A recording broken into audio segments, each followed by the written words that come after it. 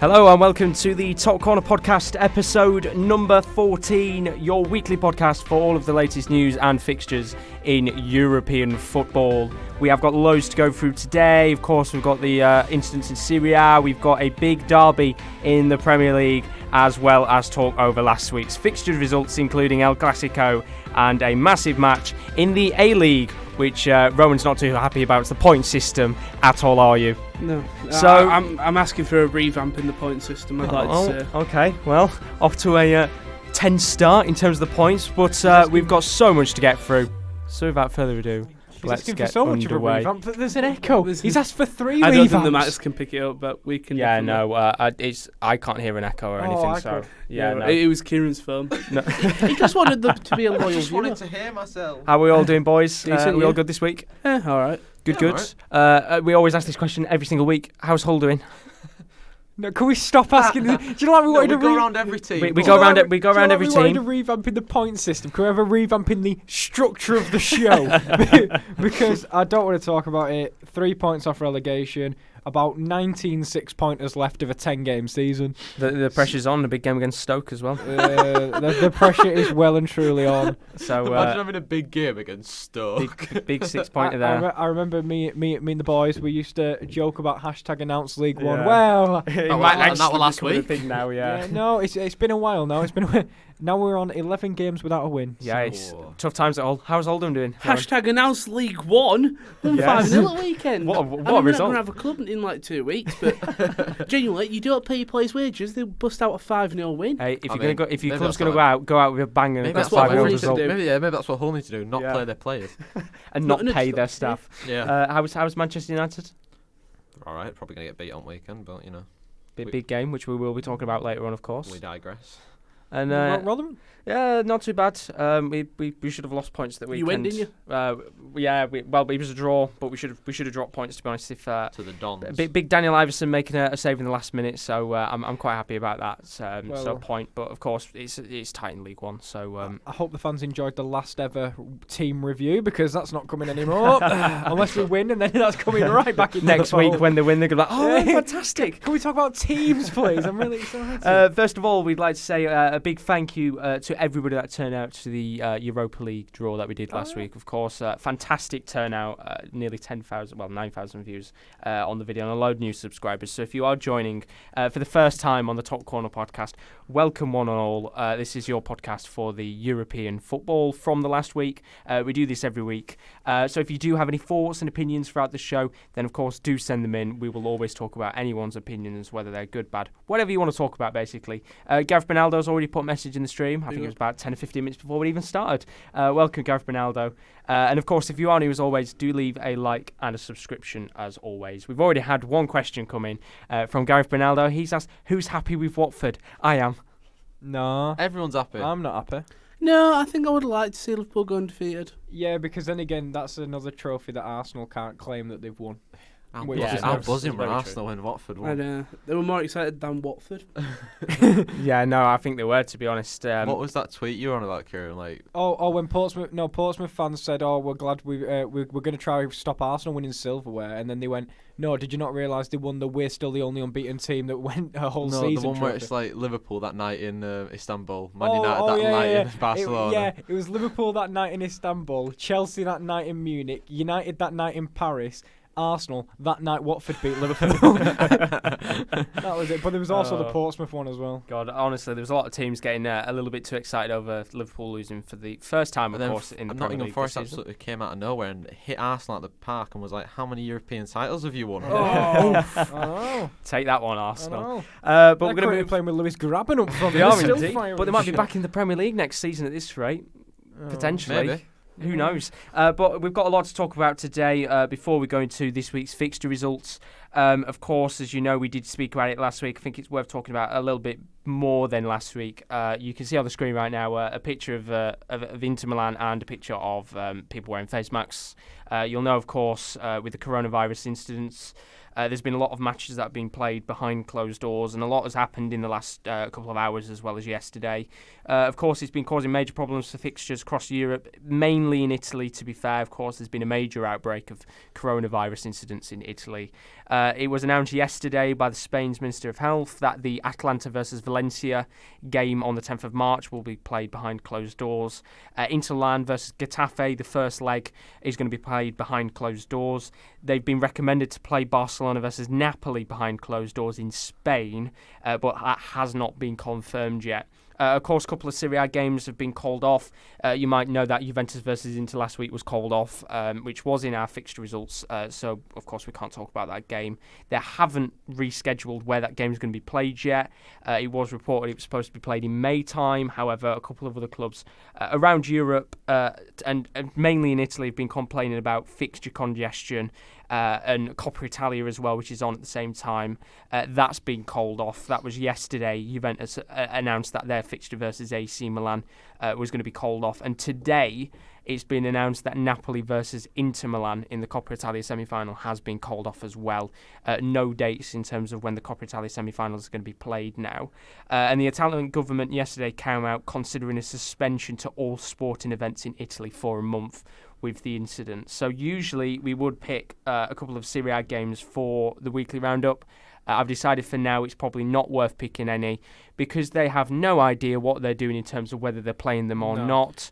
1 minute they're saying they're going to play them behind closed doors. The next minute they're deciding let's not play them altogether. So for now we're not going to pick any games out from Serie A just because we have no idea what they're doing. It's not just football, though, isn't it? All the talent. So obviously, Six Nations, Italy, Ireland be postponed. They somehow might have to play in September, which just doesn't make sense. It's like Euros. It's like playing all your games thing, and then one of them gets postponed. They have to play in December, and that might decide who wins. And the worrying thing here is, of course, as time goes on, we know that Euro 2020 is just around the corner. There's going to be no way of being able to reschedule games. I was going to say that's why they have to. Unfortunately, they're in a position where they have to get fixtures finished by a certain time because they've got Euro 2020 coming up. If we didn't have Euro 2020, they may be able to just extend it a little bit and kind of go a bit longer into the season, due to unforeseen circumstances. Yeah. But now because of the Euros, which then again, to be fair, we don't know how much of the Euros is going to take place because some of the games are being held in Italy. Yeah, no, that's been talked about, whether that's going to happen or not. What this has done is it leaves a lot of unknowns, and it leaves a lot of people not really knowing what's going to happen. We kind of just have to take it week by week, and when the fixtures get back up and running, there's going to be a lot. I feel bad for the teams in Italy because there's going to be a lot of fixture congestion. Oh yeah, they're going to be playing 3 times a week. The prime example to put this into easy words for people is Inter Milan have probably got it the worst because, of course, as I said before, the Inter Milan versus Getafe game is going to be played behind closed doors. That's only the first leg. They haven't said anything about the second leg yet because obviously that is quite a bit of time away. So maybe the situation might have changed by that point. But originally, Juventus versus Inter Milan, the fixture that was supposed to be played last week, was scheduled for the middle of May. Now the problem is, of course, as you know, Inter Milan, they're in the Coppa Italia semi-final, which has now also been postponed, which was also potentially going to be moved to about April-May time. And if they make it to the Europa League final, that's also been played in May time, at the middle towards the end of the May. So potentially, at the end of the season, they would have had to have played a whole host of Serie A fixtures to cover the ones that they haven't played. They would have had to have played the Europa League final, of course, get practice ready for that. And they would have had to have played potentially the semi-finals of the Coppa Italia and the finals. So considering May time usually is towards a dead period of the season where you'll only have like 1 or 2 games, like one game a week pretty much, like how the Premier League does it, potentially Inter Milan could have had to have played 3 or 4 games just in a couple of weeks' time. So Brescia have come out and basically said they're not happy with how it's been done. Napoli have come out today, said they're not happy at all with how it's all playing out because of course that's their semi-final. What can they do been though? Stopped. What can they do? They can't really help the unforeseen circumstances of the coronavirus. You know what I mean? Nobody can predict a virus outbreak. No. And in fairness, safety is probably the more pressing thing. Like, because if all these games have been played, there's probably going to be at least one person who's got it without them knowing. How many fans they get? Let's say at least 30,000 fans. I don't know. There'll be more. Depends how quickly it spreads, doesn't it? At least 100 of them are going to cough in a game.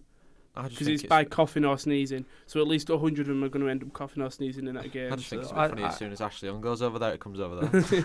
I think it's a lot of it is the news spreading widespread panic. I think it's a very small amount of people that have it, and I'm pretty sure you said before it's really to do with a lot of people who are unfortunately passing away from it. It is old age and if you've and already things out got of an their illness, control. Yeah. I think it's all to do with the country as well, though. Like us in America. Fine. Great Britain and America. The boys in America. The boys. We've sort of elevated it, trying to make it as serious. The kids whereas from America. In Korea, there's 5,000 cases, which seems like a lot. It's a very minuscule but number. If you look at the population, it is. But obviously, there is always going to be risks. People are going to think, oh no, we're going to get it. They'll come with a cure eventually. The Black Plague eventually died. Exactly. Eventually. There was an old woman in China that survived. She got cured from it. And she's like 86. Which is, it shows that, I mean, hopefully eventually they will find some form of cure for it and that, which they're working heavily on it. It's probably just because it's new and not a lot of people know enough about it yet, so they can't. It's like the Ebola, you know, incidents like swine flu and that, where they pop up every few years. This causes a little bit of panic, and hopefully, you know, shortly this will die down and be one of those like incidents where it's widespread, but they find a cure for it and people just start getting killed. I just don't think they want to risk it. No. Like, because imagine that when you don't know a full stadium and there's at least one person. It's too much of a risk. Well, that's the talk, of course. Playing it behind closed doors is the best way to do it. We're still getting the football. Now, behind closed doors games are getting called off. It's like when the which is where the problem is. It's because of flying in it. What game was it? The Inter Milan and was it Ludogorets? It was Inter Milan Ludogorets. I watched the highlights. It just looked like such a dead game. It's dead, but if it has to be played that way, it has to be played that way. Yeah, unfortunately, now the worry is this going to effectively get this Serie A season called off? Because there is a real potential chance if the Italian government say there's a suspension to all sporting events, there is a very, very highly likelihood that the Serie A season could get called off in general. It has happened before. There would be no winner. It's happened before in the past, and it's likely that with fixture congestion, there would be no way for the season to finish. If the teams are complaining now, imagine if it gets called off. That's what I was they'd have to do a vote, wouldn't they? It's not really down to the teams voting. Isn't it? I would have thought it'd be a vote. It'd be more down to... It's no contest. You can't give a winner. It'd be more down to Italian governments. It's down to the Ministry of Health and things like that. If they're saying it's not viable enough for sporting events to go on, they have no choice but to scrap it. You think how many games are left of the Serie A season? Let me have a look, actually. Obviously, we are getting towards crunch time. It must be about 10 or something. Right now, they've played 26. There's 12. They've either got 12 or 13 games left. That's obviously with some games being called off as well. So you say 12 games. A lot can happen in 12 games. More than that. No, there's 38 games in the Serie A season. Some have played 26, some have played 25, and some played 24. So you're talking 14, 13 games. That's a lot can happen in 13 games. We're on match day 27 now, so 11 games. Sorry. Now, the one worry is, of course, as I said before, it's causing a lot of annoyance throughout the rest of the league. Of course, Lazio are top right now on 62 points. Inter Milan are third on 54 points. It doesn't just affect the teams at the top, it affects the teams at the bottom. Brescia being one of the teams that have complained about it. You've got teams like Sampdoria around them on 24 games that have got a game or two in hand on their other teams, and some of the teams are actually still playing while the half of the league is postponed. So, for example, Lazio, let me take... is it all based on where they are in Italy? In terms of like location? Yeah, it's location-wise. So I'm taking AC Milan, for example. They haven't played since the 22nd of February. But if I take a team like... Parma haven't played since the 16th of February. So Lazio played last week. Yeah, they've not played for a month. Bologna 2-0, and there you go. Someone else played as well. Bologna have played, and Lecce have played, and they played Atalanta. So the teams around the top and the bottom are getting heavily affected by it. How does this affect, for example, if the Italian FA say, let's just scrap this league season? What does this do to affect teams that, for example, are in the relegation zone right now?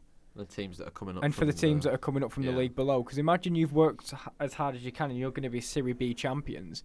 For them to say, we've scrapped the league because of health concerns. And I know obviously the health comes first, and I understand that. But in terms of you've worked all hard, the opportunity to get promoted doesn't come along often.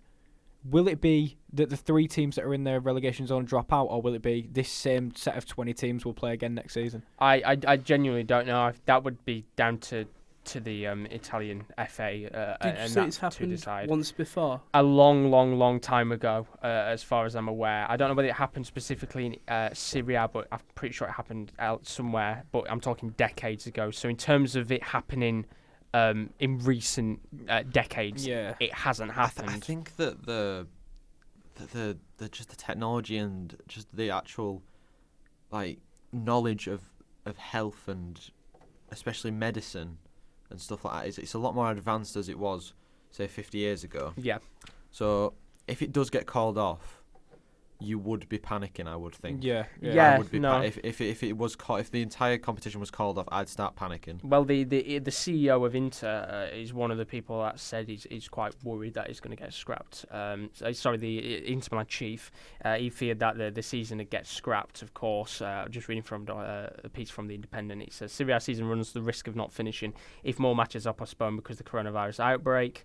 Inter's match at Juventus, which was played later on Sunday, was one of the 5 fixtures postponed. The games were supposed to be played behind doors, but they've not been played. Of course, there's been over 1,100 confirmed cases of coronavirus in Italy since February 20th. But I think this article was a couple of days ago, so that number will be higher. It runs the risk of the season's scheduled to run until May 24th. When does the Euros start June 12th, June so 12th, that's 2 weeks. 2 weeks. Maybe 2 weeks and a bit. And they've got to then fly and do their training camp. I think they do the training about a week before. Don't you have a friendly as well before the Euros? Some teams do, some teams don't. It depends on how they want to run it. I was going to say, you have to train a week before that. So I know players don't work all year, but I'm sorry, having a week off is a bit harsh after you've worked all season. Something quite interesting here, I was just doing research. So the Ireland-Italy rugby game is being played in Ireland, but Italy have said we're not allowing it because they don't want Italian fans flying over in case one's got them, because that's obviously spreading thingy. But they have confirmed that Italy and England will go ahead as planned. They might be moving the women's and under-20s game. So they're bringing it here? No, that's the thing. They're not. That's why they've postponed Ireland, Italy. Oh, joking. Yeah, because of course England have actually got to play Italy football-wise as well. Yeah. They've got to play them in a couple of months' time. In fact, is it in March? Is it actually this month? Let me just have a quick check just to make sure my. Someone said, why don't they play the rugby behind the closed doors? But apparently it's too much loss of revenue. Because obviously it's only a yearly tournament. Yeah. It wouldn't really affect the Serie A teams as much. Probably the lower league it will. We're supposed to play Italy at the end of this month on the 27th of March. About 3 and weeks. As far as I'm aware, that is still going underway. When is it in England? It's in England. It's at Wembley. They've not said anything yet about whether it'll be cancelled later if it's going to be cancelled. Yeah, I'd assume it's one of those where they're going to have to wait. So this is from the Independent. Marotta, who is the chief of Inter, basically said, if more matches are called off, then yes, we run the risk of the season getting cancelled. Because he added that because some matches have been postponed and others had not, the balance of the championship has been altered. It's a distorted tournament. You just need to think of injuries and suspensions, and there is the psychological aspect when you look at the standings. And then the chief, like the Serie A president, came out saying, Marotta represents the needs of Inter. I protect the general interests of the entire Serie A, which unfortunately suffers daily conflicts of interest linked to each team. I have to promote the Italian league and its image in the world. Broadcasting matches in empty stadiums would have been a bad business card for the country. So that's them just thinking about the money in perfect honesty. I know that just sounds to me like we don't want to lose money. But no, you said watching that game, Inter v Ludogorets, it was dead because there was no crowd. If you think of a new watcher to the Serie A and they go and see an empty... To be honest, when I watch Man City and there's an empty stadium there, and that's just a given. No, I'm only joking, but yeah. I mean, money-wise, obviously, it's affecting clubs big. It just sounds to me like they just want the money, which obviously I know clubs obviously need. Some clubs aren't as well off as the other clubs like Inter Milan, Juventus, Napoli, for example. But it just sounds wouldn't you just rather just get them behind closed doors, get the season finished, deal with it in the summer, try and just oil it out somewhere. There's no other way you can really do it without spreading potential of the coronavirus. It's a really worrying incident. I think he's been overhyped, as I said, by the media. But a couple of comments have come in. Chris Welch is in the stream. Welcome as always. How are you doing? He said, "I hope you lads are doing well. We're doing pretty good, thank you." I'm doing awful. Will put. Hopefully we win the league before April 29th because an asteroid is on our way. Right. Oh yeah, I've heard about that. Yeah, but no. Apparently it is on its way. Apparently it's going to be about 6 million kilometres away. So, however, if it decides, sat-nav says to turn left, bang straight into the earth, then... Bang straight into Anfield. No, I'm not having that. Not having that. I mean, Chris has put Liverpool waited a long 30 years to win the league and Premier League season gets scrapped. I'm praying it doesn't happen in the Premier League. I'll be fuming. Health comes first. I understand that, but I will. To be fair, can you imagine him in Italy? This was Juve's plan to not lose the league all the time. They finally got some challenges. They sent one of the youth academy players over to China.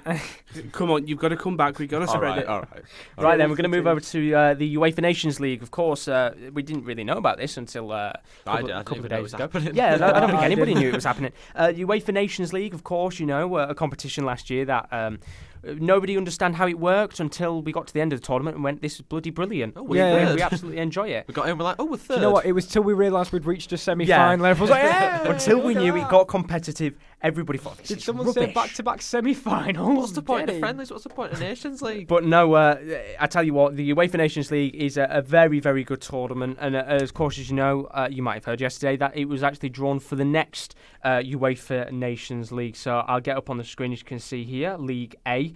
Just to run you through it, of course, if you don't know how it works, basically, the 55 associations were split into 4 leagues according to their position in the UEFA National Team Coefficient Rankings, following the 2018/19 inaugural UEFA Nations League. A new league structure was introduced after the first edition, comprising 16 teams in Leagues A, B and C, and 7 teams in League D, so they've changed it over this year. The 4 group winners of the top-ranked League A qualify for the UEFA Nations League finals. That stays the exact same as it did last year. The group winners in Leagues B, C and D will gain promotion. Yep. Those who finish bottom of the groups in League A and B will be relegated, so that stayed the same. 2 League C teams will be relegated to League D for the 3rd season of the competition in 2022/23. Those 2 teams are determined by playoffs home and away between the 4 fourth-ranked teams from each League C group. The 4 group winners of League A qualify for the finals, of course. The knockouts will be hosted by one of the quartet. The groups were drawn yesterday, and they are looking a little bit like this. So in League A, which of course is the top dogs, A1 is Holland, Italy, Bosnia, Poland. A2 features England, Belgium, Denmark and England, which I said was like the Christmas... No, England are in there twice. Have I? You meant to put England, Iceland. Belgium, I think you meant to say Denmark. Iceland. Oh, I put Iceland, yeah, my bad. England, Belgium, Denmark and Iceland. I said that's like Christmas, past, present and future. We've got past in Iceland, present in Belgium and future Denmark. A3, Portugal, France, Sweden and Croatia. That's going to be a fun one. I think, of course, that is going to be... Portugal don't get easy groups, do they, ever? And Portugal will be facing France even after the Euros. Yeah, they don't like getting easy groups, do they? They certainly don't. And A4, Switzerland, Spain, Ukraine and Germany. I think that's a good group as well, yeah. In terms of League B, as you can see on the screen, we've got B1, we've got Austria, Norway, Northern Ireland and Romania. That's a good group as well. It's big competitive. That anybody could win that. B2, Czech Republic, Scotland, Slovakia, Israel. I think a lot of those teams are the ones that are in the Euro playoffs right now. Scotland and Czech Republic are... Probably the best, the favourite two to win. Oh, don't count on Slovakia. Don't count out Israel. Zahavi. Dabur as well. B3, I think, is the best out of all of them. Russia, Serbia, Turkey, Hungary. I think that's the best group out of all the 4. I don't know. I think B4 is looking all right. And B4, as you were saying, Kieran, Wales, Finland, Republic of Ireland, Bulgaria. Ooh, Wales and Ireland, that's going to be a pretty tasty one. Yeah. Wales are a good team. They've got some good players. They just don't show up, do they? They showed up at the last Euros, to be fair. In terms of League C, in C1, Azerbaijan, Luxembourg, Cyprus, Montenegro. It's a big group. I love this. I love the League C and League D. Absolutely love it. C2, Armenia. D2 is my favourite. Oh, what a challenging group. Just wait till D2. C2 has Armenia, Estonia, North Macedonia and Georgia. C3 has Moldova, Slovenia, Kosovo and Greece, which in my opinion is the best out of Group C. That's brilliant. I think that's a good group, to be fair. I think obviously Kosovo, Greece, Slovenia, they're not easy teams. No. And they could easily be in the higher bracket. While in C4 it's Kazakhstan, Lithuania, Belarus and Albania. And finally, the biggest of all the UEFA Nation League groups, Group D. D1 has Malta, Andorra, Latvia and Faroe Islands, while D2 is the best of the bunch, San Marino, Liechtenstein and Gibraltar. That's just 3 teams. Because San Marino can now win a professional game. They can indeed. Because I don't like the friendlies because they always used to play these teams in C and D, they always used to just play all the big teams and get whacked 8-9-0. Exactly. It's just good to have them play each other, and some teams can actually get wins and gain a bit of momentum and And even the fact of promotion is still available to them. Kosovo, they played well when we played them last year. They were in our group and they were really well. They were unlucky. And they're a really good football team. There's some really, really good teams. I think, of course, as I said before, if you look at C3 with Moldova, Slovenia, Kosovo and Greece, some of those teams could easily be in League B with no problem. Well, I was about to say about League B that some teams that could sneak their way up, because I'm looking there and I think Austria are a good side.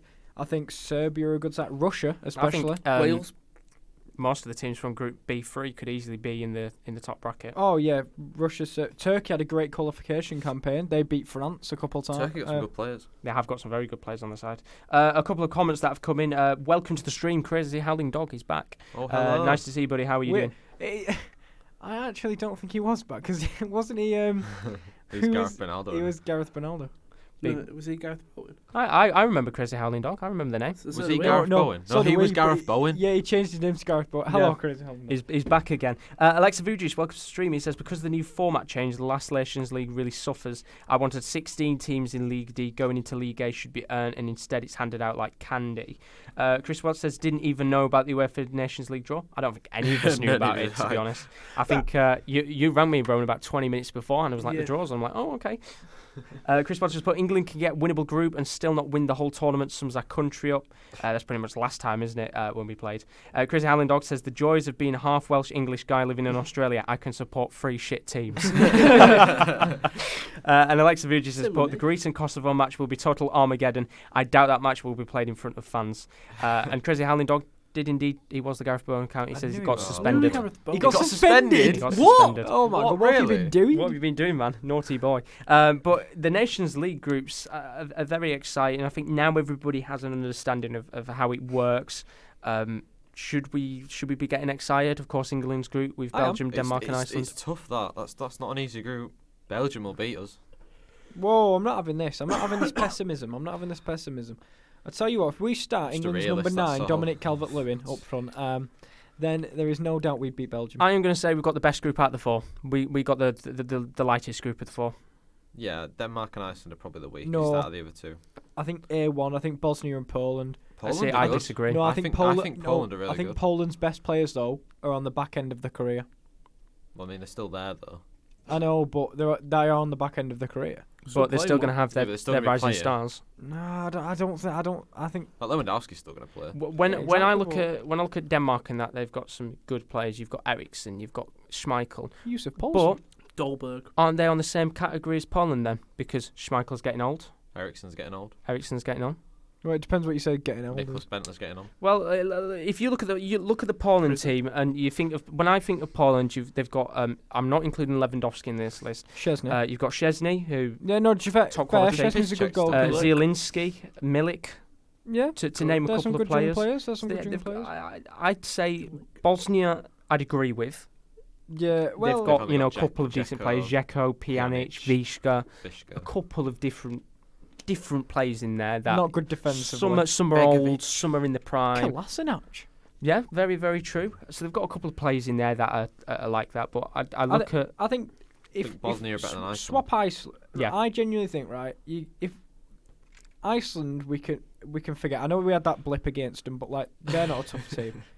I think Denmark is tougher than Poland. Can we clip that up when he says Iceland is not a tough team? And when we get whacked by him, we're not going to get beat by Iceland.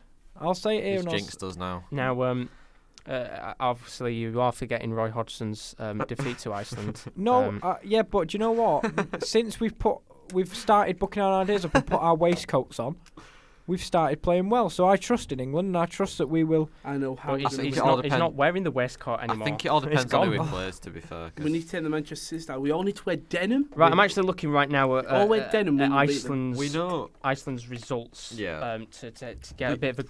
I don't think it's amazing. While you do that, we know that England are good and they can beat anybody on their day. We can be shocking. Yeah, we can be shocking. Like when we played Czech Republic and we got beat 2-1, we were awful.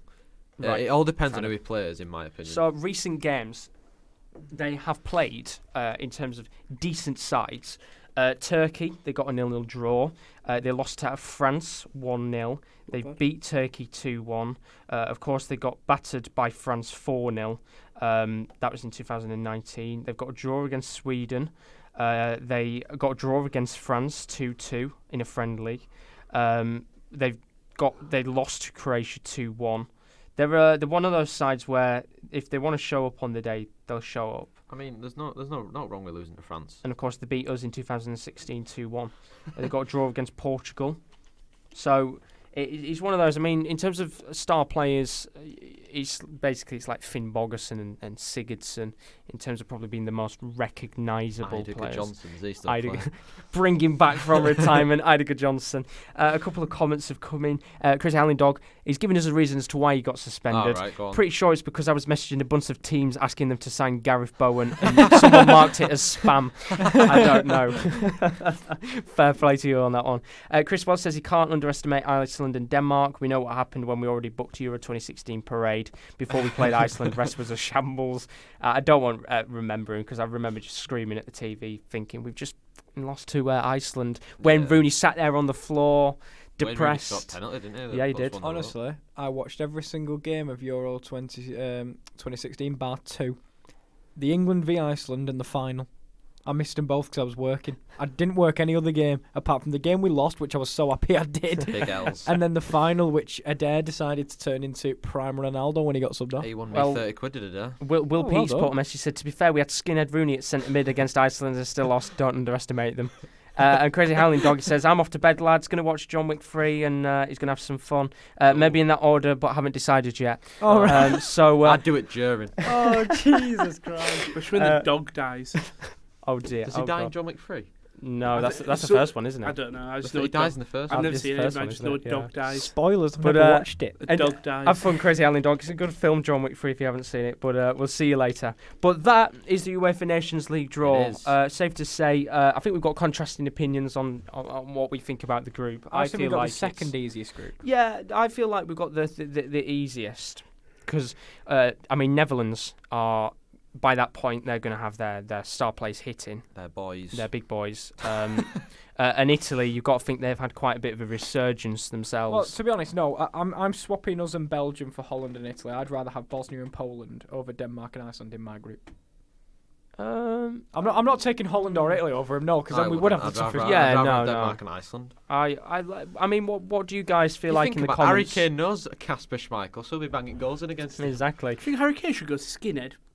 He used to have a skinhead. Have you seen that picture when he was like 9 years old? old? Have you seen the one where he's in Leicester? Yeah, he's got skinhead. He used to play for Norwich with a skinhead as well. But tell us in the comments, what do you think? Do you think Group 1 would be harder if we were in there with Bosnia and Poland, or do you think Group 2 if we had Denmark and Iceland? Denmark and Iceland's harder for me. I was just saying before you talked about Iceland, it all depends on who he takes and who he plays. Yeah, no, and true. In the Nations League, it all depends on, because if he takes someone to the Euros and they play well. For example, if he takes Calvert-Lewin and he plays well, yes. Do you then keep? Do you keep going? Well, you obviously keep going with him.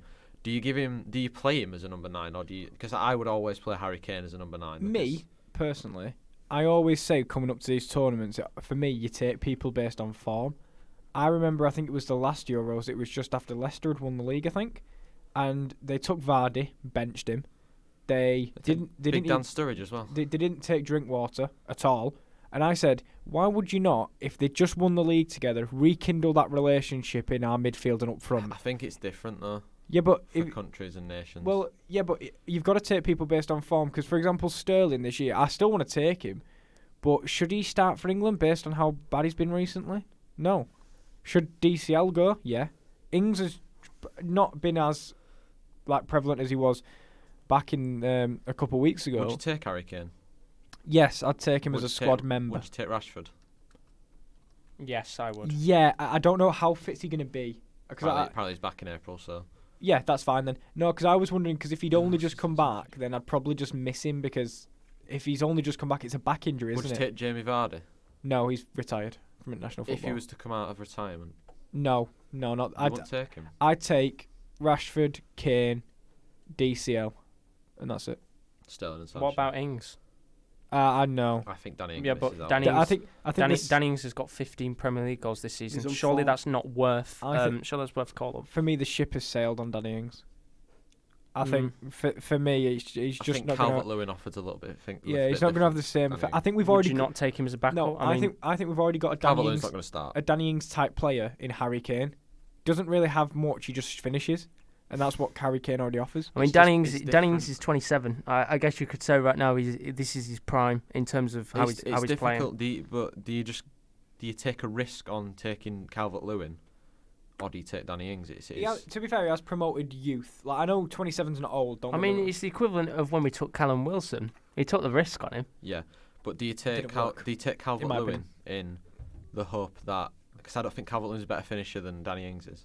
No, I just think he offers you more. Calvert-Lewin is just a fox in the box. He's good when in around the box. Yeah. Danny Ings can put one in from outside the box. Do you know what I mean? And I think he offers you more, like, if we change our style of play, we like to go in behind. I think Calvert-Lewin, if we press from the front, I think Calvert-Lewin can press from the front. The only thing that would maybe make him take Calvert-Lewin is similar physique and height to Harry Kane, so he could maybe play the same way with Calvert-Lewin up front. But then I to be fair, I wouldn't want Southgate to play the same way as what he does with Kane. I'd like him to just let him go free. That's what I'm saying. There's similar build but different mould. That's what I'm saying. You can play. He's never played with Sterling and Sancho before, or he's never played with the midfield behind him before. It's difficult because he doesn't play consistently for England. So it's difficult to put him in the team and expect him to gel straight away. Who's this, Calvert-Lewin? Yeah. Now I'm going to stop it there because Chris Welch has mentioned somebody who we've completely all forgot about, Tammy Abraham. No. Would you take him? I mean, the comments very conflicting in a way. Will says he'd take Kane, Dominic Calvert-Lewin, Ings and Rashford. Chris says he wouldn't start Kane anyway. Plays better as a team without Kane off the bench player. Will says Ings is good at the high press too, and with Kane and Rashford being injured for a while, they could be rusty, so we need backup options. And then Alex says the thing England needs to sort out is his left-hand side and whether Southgate wants to go 3 at the back or 4 at the back. That's a good thing, that the left-back... If you take Ben Chilwell, obviously take Ben Chilwell, but he's been shocking these last couple of weeks. Ben Chilwell, but you take him because he is our best left back. Yeah. Who else are you taking? You're taking Danny Rose, aren't you? Or Luke Shaw, or Saka. Unless he'll take a right back and play him at left back. I just think it's too soon for Bukayo Saka. It's too soon for Brandon Williams. This is where the nation. You'll really see when these international friendlies come up because, of course, Grealish potentially could be getting a call up. Calvin Phillips potentially is getting in for a call up, which Kieran's nodding his head about that one. I do like Calvin Phillips, but he's good in the Championship. No disrespect to the Championship, but the step up to the Premier League is a lot different. I'd just give him a try. Yeah. Just give him a go. But playing him in a friendly. I can't see him taking him to the Euros, but I could see him playing him in the friendlies just as much as maybe obviously. In terms of CDMs, we've got Henderson, Eric Dyer, Declan Rice. We have a very. I think we probably stick with Rice and Henderson. I don't think we need Calvin Phillips. We don't have a really good... Maybe that's me being biased, to be fair, but I don't think we do. In terms of defensive midfielders? Because, obviously, if we're going for just midfielders flat, we're then bringing in Grealish, we're bringing in Maddison. Wait, didn't we have this conversation pretty much a couple of weeks ago? Not on the podcast. Not on the podcast, no. I was going to say, because I swear we always argue about... Well, not argue, but we'll always debate about who we should take. But it is... It's relevant, though, because... Go on. Do you know you said you pick off form? Surely you take Jared Bowen? Technically, he's been on form. You take Ollie Watkins, you take Calvin Grant. Bowen and Grant, 16 goals, Championship. Ollie Watkins on 22 this season. He's on the second. Patrick Bamford as well. I'll give you a point, right? My issue with us as an England team, and as much as I rate the level of the Championship, the Premier League's a step up. That's a factor to take into consider. Also, Gareth Southgate, previous England managers, always picked off team rather than player. Because last season, when we were in the Premier League and Maguire was playing for Hull, I said he's good enough to play for England because he's been playing this season better than all these players. The moment he got his move to Leicester, suddenly appears in the England squad out of nowhere. But when he was for Hull, never got a look. Ivan Toney as well. He's He's from Nicky Maynard. He's from League One. You've got to stop it at some point. I feel like this is just... What nationality does Johnny Smith play for? Is he English? He's English. Johnny Smith, why not? He's only on 9 goals. But still 9 goals is a lot. But in terms of we were talking over there, goalkeepers. Who do you want to start? The 3 you take Pickford, Pope, and Henderson. Yeah. But who do you start? Pickford. I start Pickford. I'd stay with Pickford. I really don't like Jordan Pickford. I don't think he's a good goalkeeper. But then I would start. Look back at that World Cup when he made that penalty save. You can't tell me that you were thinking he's the best thing since sliced bread. I was happy. I wasn't thinking. I was happy. To be fair, that save he made before against Colombia as well. Do you know what the thing is with me, Jordan Pickford? Right, he has moments of pure absurdity, a bit like Bernd Leno, And a bit like that save you made right at the end of the Manchester United game. The thing is that what they'll do is they'll make a mistake and you'll go, how did he start in the Premier League? It's like he's not as good as the basics. It's like me when I absolutely dig Andres Pereira and then he'll score a goal. Of course I'm going to celebrate it. It's like Pickford says penalty. Of course I'm going to celebrate it, but it's not going to change my opinion of him by any Andres chance. Pereira never scores. I mean, he's scored one goal this season. It's a really, really good debate because David Wheaton scored 4. Andres Pereira's crap. It's opened up a load of David talking points. It's like because 36. Alexa Vujicic just says Chilwell is not a wing back and Rashford is being forced to play left wing. Ashley Young is still a left back option basically. Sure, maybe if he's fit. No, he isn't. Gareth Bernaldo says Dean Henderson. Hold up. Before you read that, he's been really good in the Serie A. You say don't take him. I wouldn't take him. him. If he was playing for Man United, if Ashley Young was playing for Man United, would you want to take him? No, but if we're basing it off form, he was all right when he played for Man United. I'd generally take Chris Smalling. I thought we were in terms of Phil Jones, and I'd take Ashley Young as a bit of experience. Chilwell, who would you want? I'd probably take Chilwell and Shaw. Smalling. I'd probably take Chilwell and Shaw as my left back. Take Shaw over Young if we're basing it on form. Luke Shaw's been really good this past month. Yeah, I want to take Bukayo Saka, but I just think he's too young. It's tricky because there's loads of options. Do you take the young or do you take the experience? Yeah. Because England fans will never be happy because you'll leave someone out. I think, and it'll just cause outrage. In terms of experience, we don't need it. I don't think because if you look, you've got Henderson in the midfield, Champions League winner, Premier League winner. Kane's up there. I guess everybody already has experience. Sterling's been in the Premier League for ages. Rashford's been in the Premier League for ages.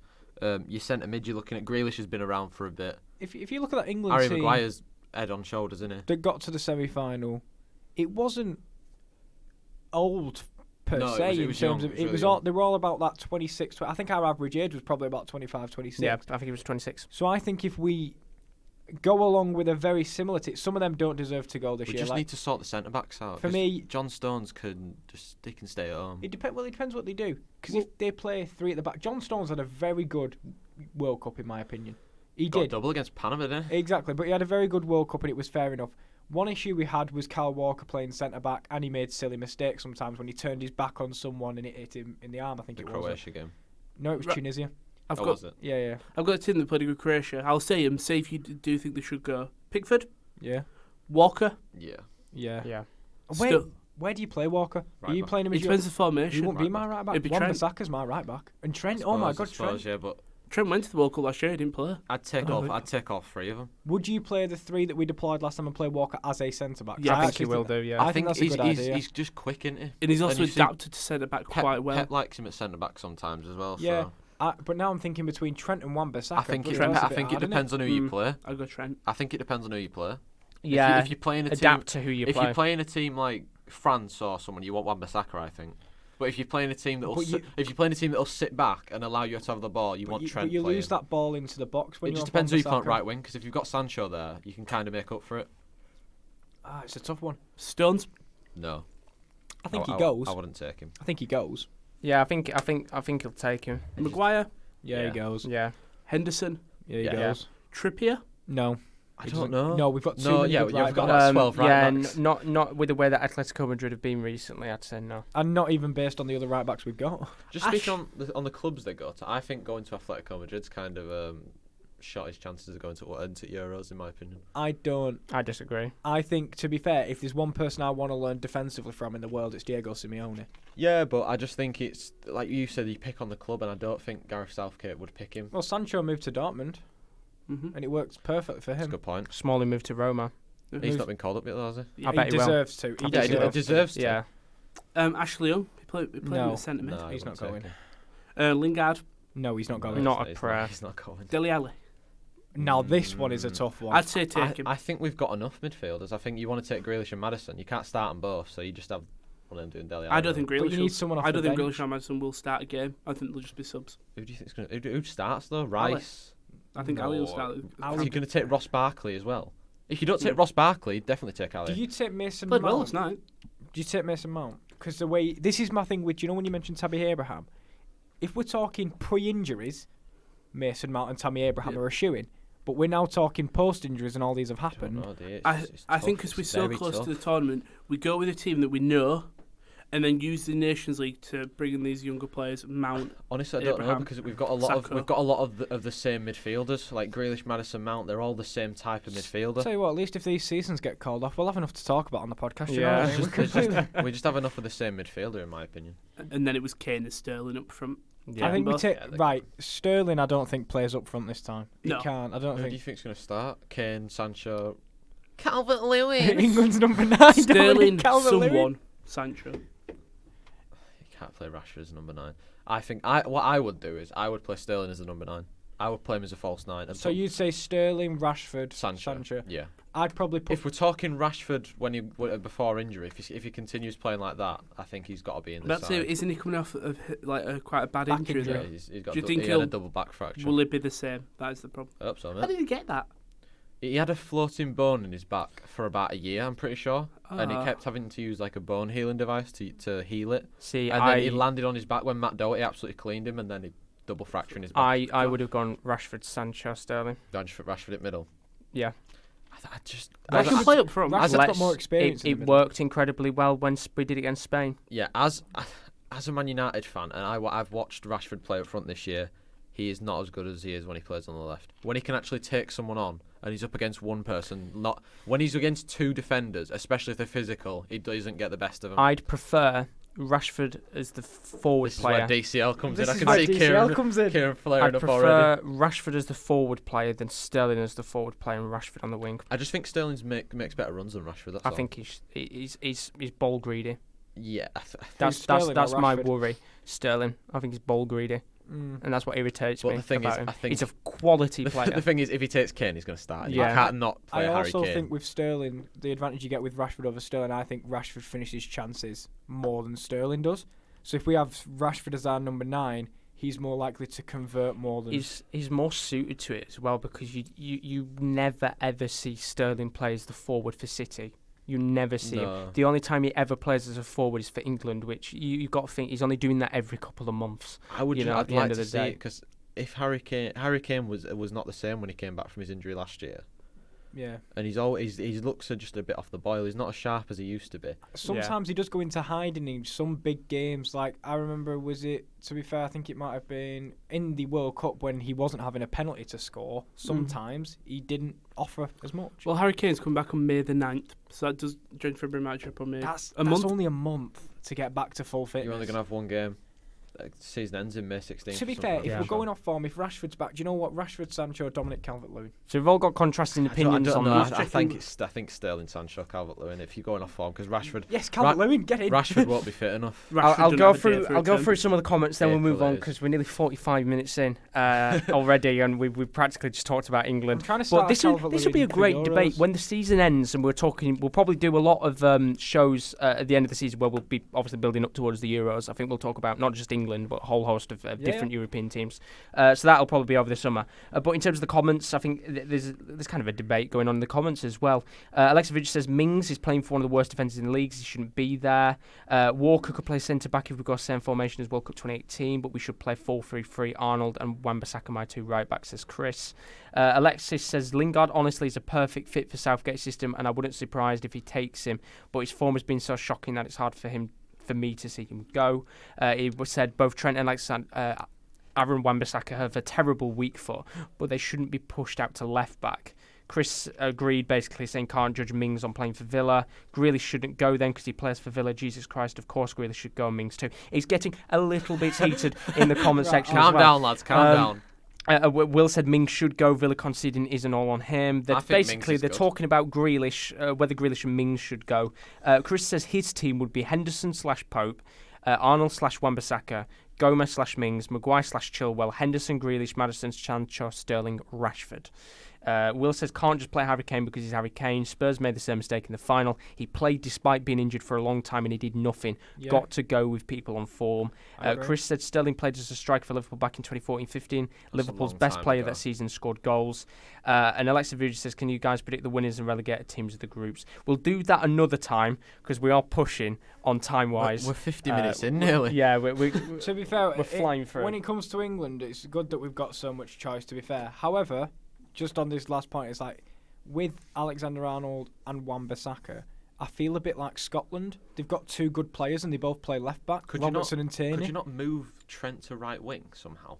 No, because then you drop in Sancho. Why would you drop Sancho? Play him at number 9. Everyone wants to play Trent at number 9. Why not? It's drop Calvert-Lewin and put him at number 9. It's such a tricky one, and it will be something we will talk about a lot more in the future, of course, when we get towards the end of the season, because we'll have I think about a couple of weeks to be able to just kind of look at the Euros and prepare for that. So do stick around, because we'll be doing a lot of stuff for Euro 2020. But we're now going to move on to the week's fixture results, because we are pushing with time. We're nearly an hour in already, but I think it's always nice to just have a debate about a topic like that. So we're going to go into this week's fixture results. Of course, we were going to talk about Juventus versus Inter Milan.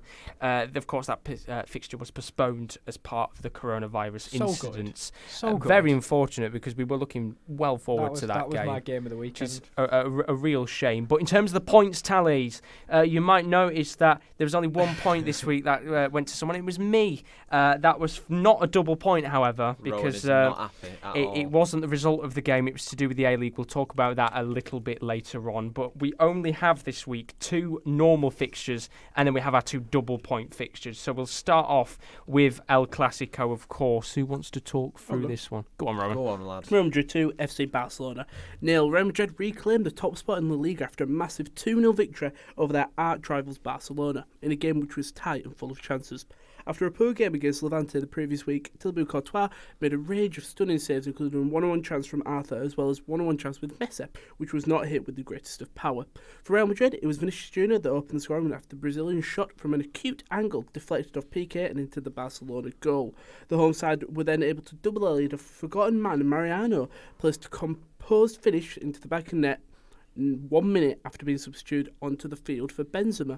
Real Madrid are now first in the league on 56 points, with Barcelona behind on 55 points. The race for the title is certainly not over yet. Pretty much, that's El Clasico. The race for the title is not over, of course. Exciting. I think it would have been a very different story if Barcelona had won that game. But of all people to shine in the moment of El Clasico, it's the forgotten man, Mariano, who was absolutely electric the Dominican Republic's favourite son, Mariano Diaz. Isn't it crazy? It was less than a minute of him being on the field. He came on and I'll tell you what, lovely finish. I hope that gets him in thingy's thinking. I doubt it will, because he likes Benzema. Can't really drop Benzema, can you? No, but you know, if they're playing a lesser team next time out, why don't you just start a player like Mariano? Just give him a chance, because I mean, if he comes on in El Clasico, and I'd say get the winner, because even if they would have get some 2-0 up, I think it's only fair that he gets more of a chance than he does. Does this mean out the door for Luka Jovic if he does get a chance, Mariano? I think Luka Jovic is already going out the door. Yeah, I think the wheels are in motion, I would say. It's a shame that. As for Barcelona, Zidane. No, was it not Lopetegui? Lopetegui. You might be thinking Let me have a look. I'm pretty sure they signed him in the summer. He signed in the summer, really he signed him alongside Eder Militao and Ferland Mendy. Eder Militao's not played. I think it might be Lopetegui. Do you think it's because... when was he signed last summer? This summer. No, it wasn't, because Lopetegui was sacked in 2018. Who was it then? Because I don't so think it would have been Zidane. I don't think it was. I'm pretty sure it was. I'm sure it was Lopetegui at the start of the season, wasn't it? Luka, and then he got sacked. Let me just check. Luka Jovic signs. He signed in the summer. Yeah, wasn't Lopetegui? I don't think it was Benzema, because I remember. No, it was Zidane. June 2019, Zidane was in charge, because Zidane took over quite fairly quickly after Lopetegui. So it was Zidane. I brought him in. Fair enough, fair play. I wondered, because I always wondered why they never play Militao. In March, Real Madrid announced the signing of Eder Militao. The centre-back became the first transfer since Zidane returned. Right, yeah. Didn't they sign some of these players before the window? I'm pretty sure they had some of them set up already. Militao done in January. Yeah, he was the only one that was finished. It was Militao. There might have been like another Brazilian youngster that signed for Rodrigo. Potentially, it could have been. But yeah, Jovic was a Zidane signing.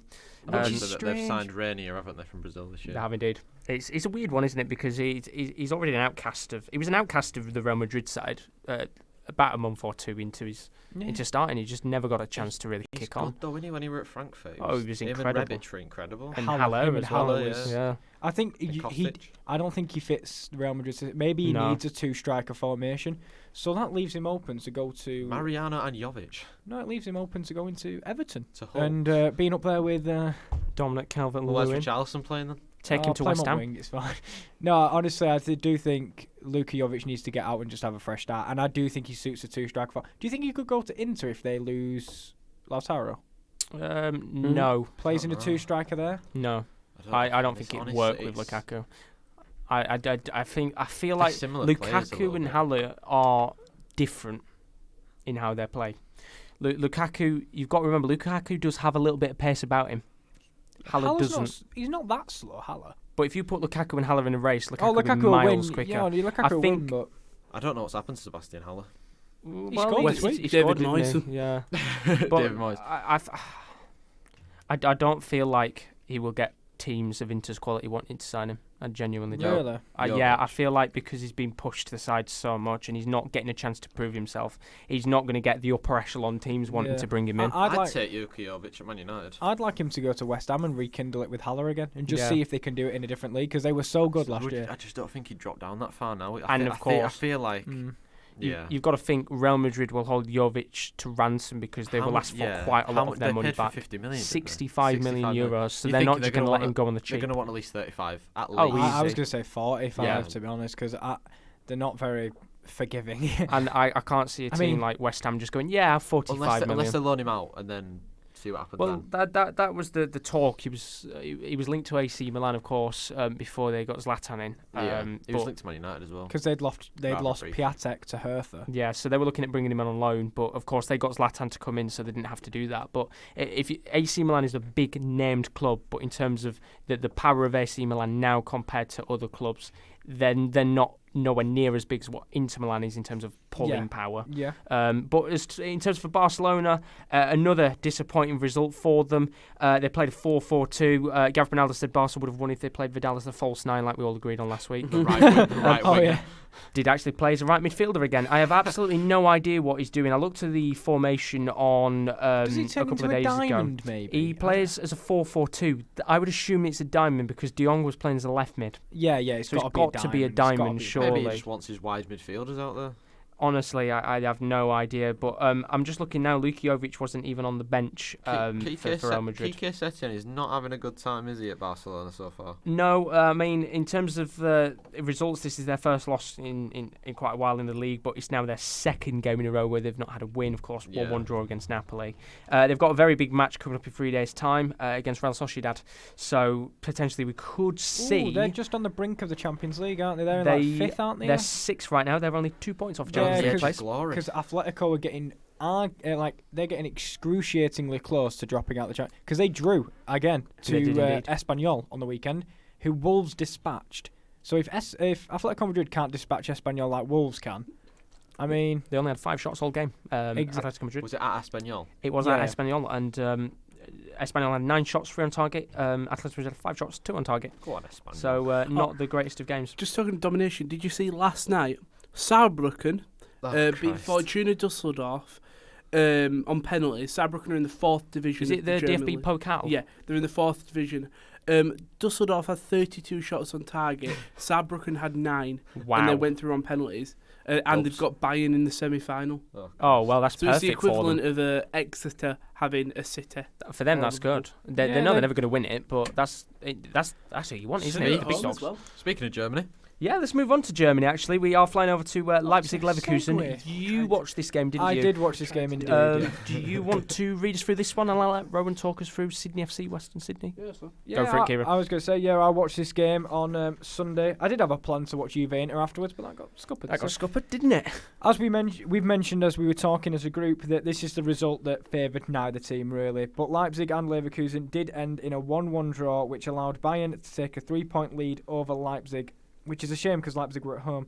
Leon Bailey opened the scoring in the 29th minute with a simple finish as he was replaced Diaby, who you mentioned in the preview was on such good form. I was going to message you saying, Josh, he's on such good form, he's been benched. Darn it. But no, they swapped him for Bailey and it worked because he loves a big game. Because remember, I think it was a double against Bayern Munich. It was indeed. 3 minutes later, Leipzig equalised courtesy of Patrick Schick, who's been on good form since the turn of the year. And it set up a thrilling hour for either side to claim a winner. However, from watching the game, you couldn't tell that it was a thriller. But in a match where the home side only had 2 shots on target, Leverkusen will feel they missed key chances to take all 3 points. Leverkusen now 8 points away from the title after this disappointing draw. does that mean that they are dropping out of the title race? That's the question I'd like to ask. I don't think they are, because see how quick it can turn around in the Bundesliga. I think it's... They're hanging on by a thread. Do you not feel like Peter Bosch's side is not consistent enough I to think be up a there? draw with Leipzig away is a good result. Do you know what's insane, though? That's what I think. They beat Dortmund. They beat Bayern. Yeah, they're good against the top teams. Did they beat Bayern? Yeah, they did. They beat Bayern. They beat The Dortmund. reason why I'm saying this is, I know obviously this is more probably unlucky than anything, but of course the draw they picked up this weekend, the rest of the teams above them, apart from Leipzig, of course, because they played them, all won. I mean, the last time Bayer Leverkusen lost a game, all of the teams picked up points around them. But they were playing Leipzig. Leipzig are... Let me have a look. The arguably last the time third they best lost team in the league. was Who's this? to Hoffenheim. Leverkusen. Yeah. RB Leipzig away is a tough place to go. Yeah. That's a good point. They've only lost that's a 3 good games point all for season. That's a good point for Leverkusen. Gotta admit, watching the last hour of this game, I wondered if both teams were scared to drop points on the league, because it do you know, like... I think it's a bad result for both. It was all... I think it's terrible for both. You set it up perfectly by saying, if you're Leverkusen going to... Sorry, Kieran, go on. No, it's all right. If you're Leverkusen going to Leipzig, I would say you just don't want to lose, because you want to get something out of the game at least. I'm looking right now. The reason why I'm saying it's bad, Bayer Leverkusen are in 5th right now on 44 points. Gladbach are in 4th with a game in hand on 46. So if they win that game, there's going to be a 4-point gap between Dortmund, if Gladbach win their game, and Bayer Leverkusen. There'll be 4 points already off of a Champions League place. And of course, as I said before, they're now 8 points off of the title. So do Leverkusen have to look at it now and go, right, we're out of the title race? No. Think about the Champions League Oh, spots. they're out the title race. How many games are left? In terms of the league, there are a total of 10 games left. So a lot can happen in 10. A lot can happen in 10 games. It's just some of those teams have probably still got to play each other. Fairness, all needs to happen is Bayern to lose a game, Leipzig to win. They're on even. Dortmund need to win. You think a few of those teams get draws? I'm looking at Leverkusen's games now. Of course, they're playing tonight against Union Berlin in the DFB Pokal. I'm pretty sure we checked these last week. I think we did. They've got to play Frankfurt. They've got to play Bayern Munich. They've got to play Schalke, who are still up there. They've got to play Wolfsburg, who are on pretty good form. 7th. They've got Gladbach still to play. 4th. Rangers, of course, which will be a good game. You beat Gladbach. You beat Bayern Munich. No, it's a lot to ask. It's It a lot to ask. But it comes down to that Bayern Munich game. For me, the commentator, while I was watching this game, made a good point. Sadly, it's got to the point now, because of the way the league's fallen, that the teams under Bayern Munich can't drop any points at all. They have to win every single game. in my honest opinion, I think Bayern Munich are going to win the league again. Yeah, I think they'll win the league. It's a sad thing to say, because we obviously want someone new to win it, but they've hit a form now. You've got to remember, Lewandowski's out for a month. You know, that could affect him. Joshua Zirkzee came in and was fantastic. They've got They won mixed 6-0. fixtures. They've got Augsburg, Union Berlin, and then Chelsea, Frankfurt, and then Dortmund, Dusseldorf, Leverkusen, Mönchengladbach, then Werder Bremen, Freiburg, and Wolfsburg. They haven't really got a hard run of form. It depends on Dortmund and Gladbach. All about the 6 pointers. All about them 6. If you can get if Leverkusen go out and beat Bayern and beat Mönchengladbach, like you mentioned, we're talking about them as title contenders. Whereas now we're talking, are they dropped off? If Dortmund beat Bayern as well, that puts them in contention. Obviously, Bayern Munich beat Hoffenheim 6-0, and they played the last 20 minutes uncontested because of the circumstances. Yeah, the whole around. Hoffenheim owner thing that's going on with the Bundesliga. It's a bit of a rusty situation, to be honest. I thought that was handled brilliantly. That is so professional. It's professional, but why is that not happening for racism? Yeah, that's what people are saying. I think that's where the problem is. If they point. can do the protocol so easily, because racism is normally it's hard to select out the people. Where with this whole the banner. you saw the banner. Holding the banner, don't you? It was the whole stand as well. I will give credit. Last night, Schalke played Bayern. I don't know whether any of you saw this online. There was a post put up. The Schalke fans put up a banner saying, will you take this game to penalties if we say basically what all the other fans have been saying on their big, massive banners? Oh, so it was almost like a bribery. Basically, they were basically saying, will you run down the clock if we bring a banner up and take it to penalties against Bayern? To be fair, I agree that this should happen for racism as well, because I remember seeing the video of Musa Marega where he was being racistly abused, and his teammates were telling him to stay on the pitch. I'm like, no, that's not how this works. Unlucky. Honestly, I understand that the outrage, and to be fair, we see a lot of protests. It was more peaceful than I expected for a protest, really. Yeah, no, the whole philosophy behind those Bayern fans, they're like the Bayern ultras, but they're not ultras in terms of like Inters and Serie A ultras. They're very peaceful in the way that they go about things. They've had awards being given to them for the way that they've taken a stance on racism and things like that. At least it's not. I know it's obviously the terrible thing, Sam, but at least it's not affecting people and hurting people. No. Violently. They're kind of like the sole kind of guy who does it. It's for them. It's not about causing pain and things like that. Yeah, so they were the same group that got out the banners about Monday night games in Germany. It's fair enough to have your opinions. Yeah, there's only so far you can take it. Yeah, exactly. I also know that they do the finance thing, don't they, for the Champions League? They always say like every single game that they go away and I don't know if it's just knockout stages, or it might be group stages as well. But they always put 20 is plenty for an away game. We should not be after paying over the odds to come and watch our team in a different country if we're passionate enough to get a flight to a different country and then pay astronomical prices to sit at Stamford Bridge. You think about travel as well. Away tickets should always be cheap, especially Champions League. Well, we were talking the other day about ticket prices. I think I was looking at Birmingham away, £10. Charlton at home, £35. £30 to £35. It's crazy, isn't it? That's stupid. It's absolutely ridiculous. 20 is plenty. But overall, I think once again, very contrasting opinions today. I'm not going to lie. I think they're just scrapping. I think I think where do you agree with me that potentially the title race is over for them? I just don't think. No, I don't think. It's not over. 10 games. It's not over till the final 30 points available. Are you looking at it from the aspect of the title or the top four? I am looking at the aspect from Leverkusen where they could go. They're 8 points behind. Because 8 points behind Bayern is the important word here. Bayern is very, very unlikely they'll drop 8 more points and not win anything. Anything can happen in football, Josh. It's Bayern Munich. 30 points are available. They've still got to play Champions League as well. Obviously, Leverkusen's still got to play Europa. To be fair, you're asking a guy that still thinks City are in the title race because I've just got a feeling Liverpool can bottle it. So don't talk to me because I tell you what, Schalke's still in the title race. I'd like your guys' opinions. Unless they're still in the title race as well. Definitely. Yeah. Right down to the wire it will go. Bayern, it's very hard to see Bayern dropping points. Obviously, you talked about the games they've got to play. Augsburg have been struggling. Union Berlin are the mid-tier team. I think if any team could pull off a shock, is Union Berlin. Yeah, and they're at home as well. Frankfurt, depends what type of Frankfurt turns up, because one week they'll smash you, the next week they'll get back to themselves. Of course, they did beat Frankfurt. Frankfurt beat Bayern last time, 5-1. Bayern are at home. Dusseldorf are struggling. Leverkusen, of course, big match. Gladbach, big match. Werder Bremen are practically relegated with the weather they're playing. Freiburg were looking for it. Dortmund, second. Did you miss Dortmund? Sorry, there we go. There's Dortmund. So they've still got to play Dortment. That's the only game they might drop points. No, look at the result last time. I cannot see Leverkusen being remotely close to a title race. I'm looking at the teams that they've dropped points again. They lost points against Hoffenheim. No, but you asked, are they still in it? Let's just switch this around a little bit. I don't think they are. If this was, who's equivalent to Leverkusen in the Premier League? Who would you say? Wolves.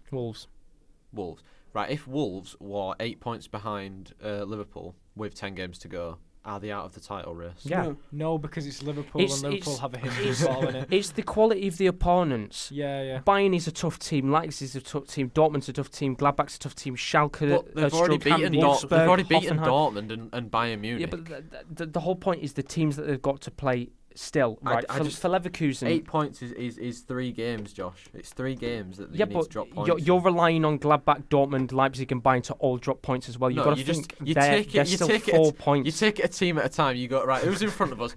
Can they drop points this week? I do that all the time on Man United. To be fair... We say it's Bayern, and we know the machine that Bayern are. Yeah. But we've also seen kinks in their armour this year, and not just against Dortmund, not just against Leverkusen. I mean, you talk about that 5-1 loss to Frankfurt. Yeah, that was. That was before the winter break, wasn't it? Okay, you lose Lewandowski for a month, which they have.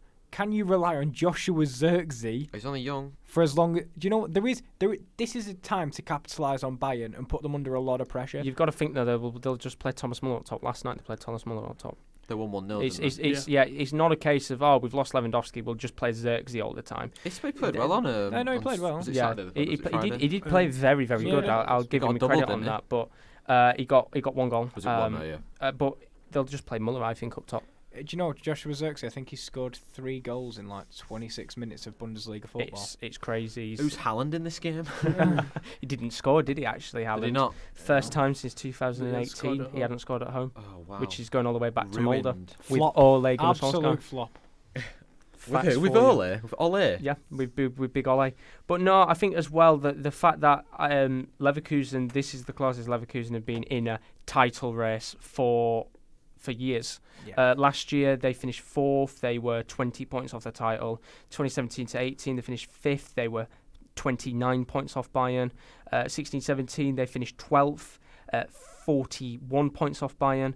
15-16 they finished 3rd. The highest that they finished in recent years.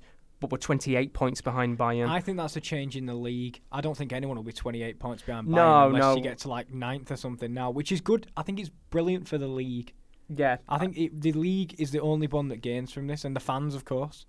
I mean, I'm interested with your guys' opinions in the comments. Do you feel like Leverkusen are out of the race, or do you think that they keep plodding along? Because I just feel like it comes back to something I said before. Consistency is key, and the problem is they'll go on like a 3-game win streak, but then they'll lose a game while the rest of the league's going on. So like Gladbach haven't lost a game since, let me have a look, let me find out where, since January, 17th of January. Dortmund haven't lost a game since Leverkusen on the 8th of February. And Bayern haven't lost a game in the league since, give me 2 seconds, this could take 11, no, that was a friendly actually, where they lost 5-2. Is not that much. It's not that much in the respect of things. Bayern haven't lost since December, by the way, 7th of December. It's not that much, 8 points, but I think the longer the league goes on, the more this is going to ramp up. You look at the teams at the bottom. Werder Bremen are on 17 points, Dusseldorf are on 21. Of course, they do the relegation playoffs, so it's 2 that go down, 1 in the playoffs. They will start to begin to fight more. That's what I was going to say. Look at Mainz recently, who've gone up run a form. Look at Cologne. You can say that about every. That's what I was going to say. You can say that about any team. Cologne battered Schalke, I think, 5-0. You said about Hertha, sorry, 5-0. The fixtures that you have, Bayern. Yeah. And we talked about how the tough fixtures they've got. But you've mentioned to me when talking about the Championship, when I say we've got 6 points, you said the teams at the bottom will start to fight. Yeah. Do you think Bayern, as consistent as they are, they're coming up against a much more fired up version of these smaller teams? But I agree. It's unpredictable. I agree to the extent that Bayern are so consistent. Bayern are so consistent, and to be fair, they are a machine that gets struggled to take down. However, also go back to that. This was the worst possible result. It didn't help either team. I mean, for Leipzig, they're still second, but they're 3 points off Bayern. Yeah, they've got it. They're obviously still in it. They're still in it, but for me, it's Bayern and Bayer Leverkusen. Who's more likely? I know they're playing very different games. Some of the teams they will face off against each other, similarity, but. Take the 2 teams. Who's the more likely to grind out the results? Is it Bayern Munich or Bayer Leverkusen? Bayern Munich got the experience, don't they? Yeah, it's Bayern. And that's where I feel like this is the first time in a long time that Leverkusen are in a race. Look at how Schalke were. Schalke were in a position where we're actually in a title race, but they've slipped off. I think over the next couple of weeks, and I said it a couple of weeks ago, teams will start dropping, and the league will start filtering out. See, haven't you? It's just unpredictable. Anything can happen, and that's what makes it so exciting, because we can sit here and we could debate it for hours. I could, still stick with my opinion just as much as you lot could still stick with your opinion. And I agree in a sense that the league isn't over. Anything could happen. Bayern next week could get battered 5-0, and Leverkusen could win their game, and then boom, everything changes. So who's winning the Bundesliga? I think it's Bayern. I do think it's Bayern. Dortmund. Really? Obviously, you're a big Dortmund fan, though, aren't you? You really love Dortmund. I'm going to go with Leipzig. I just can't see Bayern Munich not winning it. I'm going to go with RB Leipzig. Chris is saying Bayern and Leipzig expected to be in the quarterfinals of the Champions League. It's hard to keep winning games, having League and Champions League games in the same week. But Bayern are more experienced. Bayern Leverkusen obviously going to have Rangers. And Gladbach, did they get through? Gladbach. Did they get through? They're out. They got knocked out, didn't they? They're out, yeah. So Leverkusen are going to have Europa League to play as well. Dortmund are going to have Champions League. I think my heart says if they go through. Leipzig, but my head says Bayern Munich because you can't go against. But I like ruling with my heart, so up the RB Leipzig. I think that's a great talking point, though, isn't it? And of course, as I said, as the weeks go on, there's probably always going to be bound to be a Bundesliga game there. Quickly, do you think that we're all talking about these three teams? Do you think a team like, for example, Mönchengladbach can slowly creep their way back up to where they were? I wouldn't be surprised. Or do you think their ship sailed like we talked about? You'd hope so. Well, they're not even in the DFB Pokal anymore. That is their focus for the rest of the season. Well, there you So go. I think you could see them creep up. Yeah, it'd be nice to see them get there. But we're now going to move on to the double point fixtures, of course. This one, talk about more drama. We've got even more drama now. The double point fixtures will start off with the big game. We've been waiting months for this, quite literally, the Sydney derby. Go on, Ronan. Because it got rescheduled. Well, so it got rescheduled. It took a month to play, but it was Sydney FC, Western Sydney Wanderers. Western Sydney Wanderers picking up the 1-0 win. Mitchell Duke scoring the winning goal in the 81st minute to give the away side hope of moving towards the top four of the A League. Yeah, I mean, I like the ambition. They're 6 points off top four. Yeah, but there's 3 games left. I think. Is there? There's 9 points available. I think there. no, 20 there's 8 games left. Is there how many games do they play then? They played 27. 27 games. They have played each other 3 times. 18. It's actually got 9 games left. How do they play each other? They play each other 3 times. Did they? Yeah. Probably. 3 9s is 27. Yeah. I didn't know. How did they sort out the home and away fixtures now? Whoever gets drawn at home gets drawn at home. Yeah, and that's it's cool. Look at the draw. I like that now. They're still in it. In fact, the league's ridiculously open for like the brackets. Yeah, anyway, sorry. Go back. Mitch Djukovs getting 1 goal, which meant Josh got a point, which I think is quite not unjust. Happy about that Because considering no one else went for a Western Sydney Wanderers win apart from me. I said a Mitchell Duke was going to score. He scored 1. I went for 2 goals. Now I got the correct result of a Western Sydney Wanderers win, and I got Mitchell Duke scoring. Now I'm going to stop you there. When the double points system was announced, I said it had to be the exact result to get the points. You put 2-0 Western Sydney Wanderers, which it didn't end like that. It ended 1-0, and you put Duke 2 goals. Hold up a minute. I was the only person that said Lask Linz had beat Salzburg. Exactly, Where's my point? I'd say Josh is so condescending. It's so funny. Unfortunately, you might be rebelling against me, but no points on the board, Rowan, this time. Anyway, talking about the game though, it was a dirty game for a derby.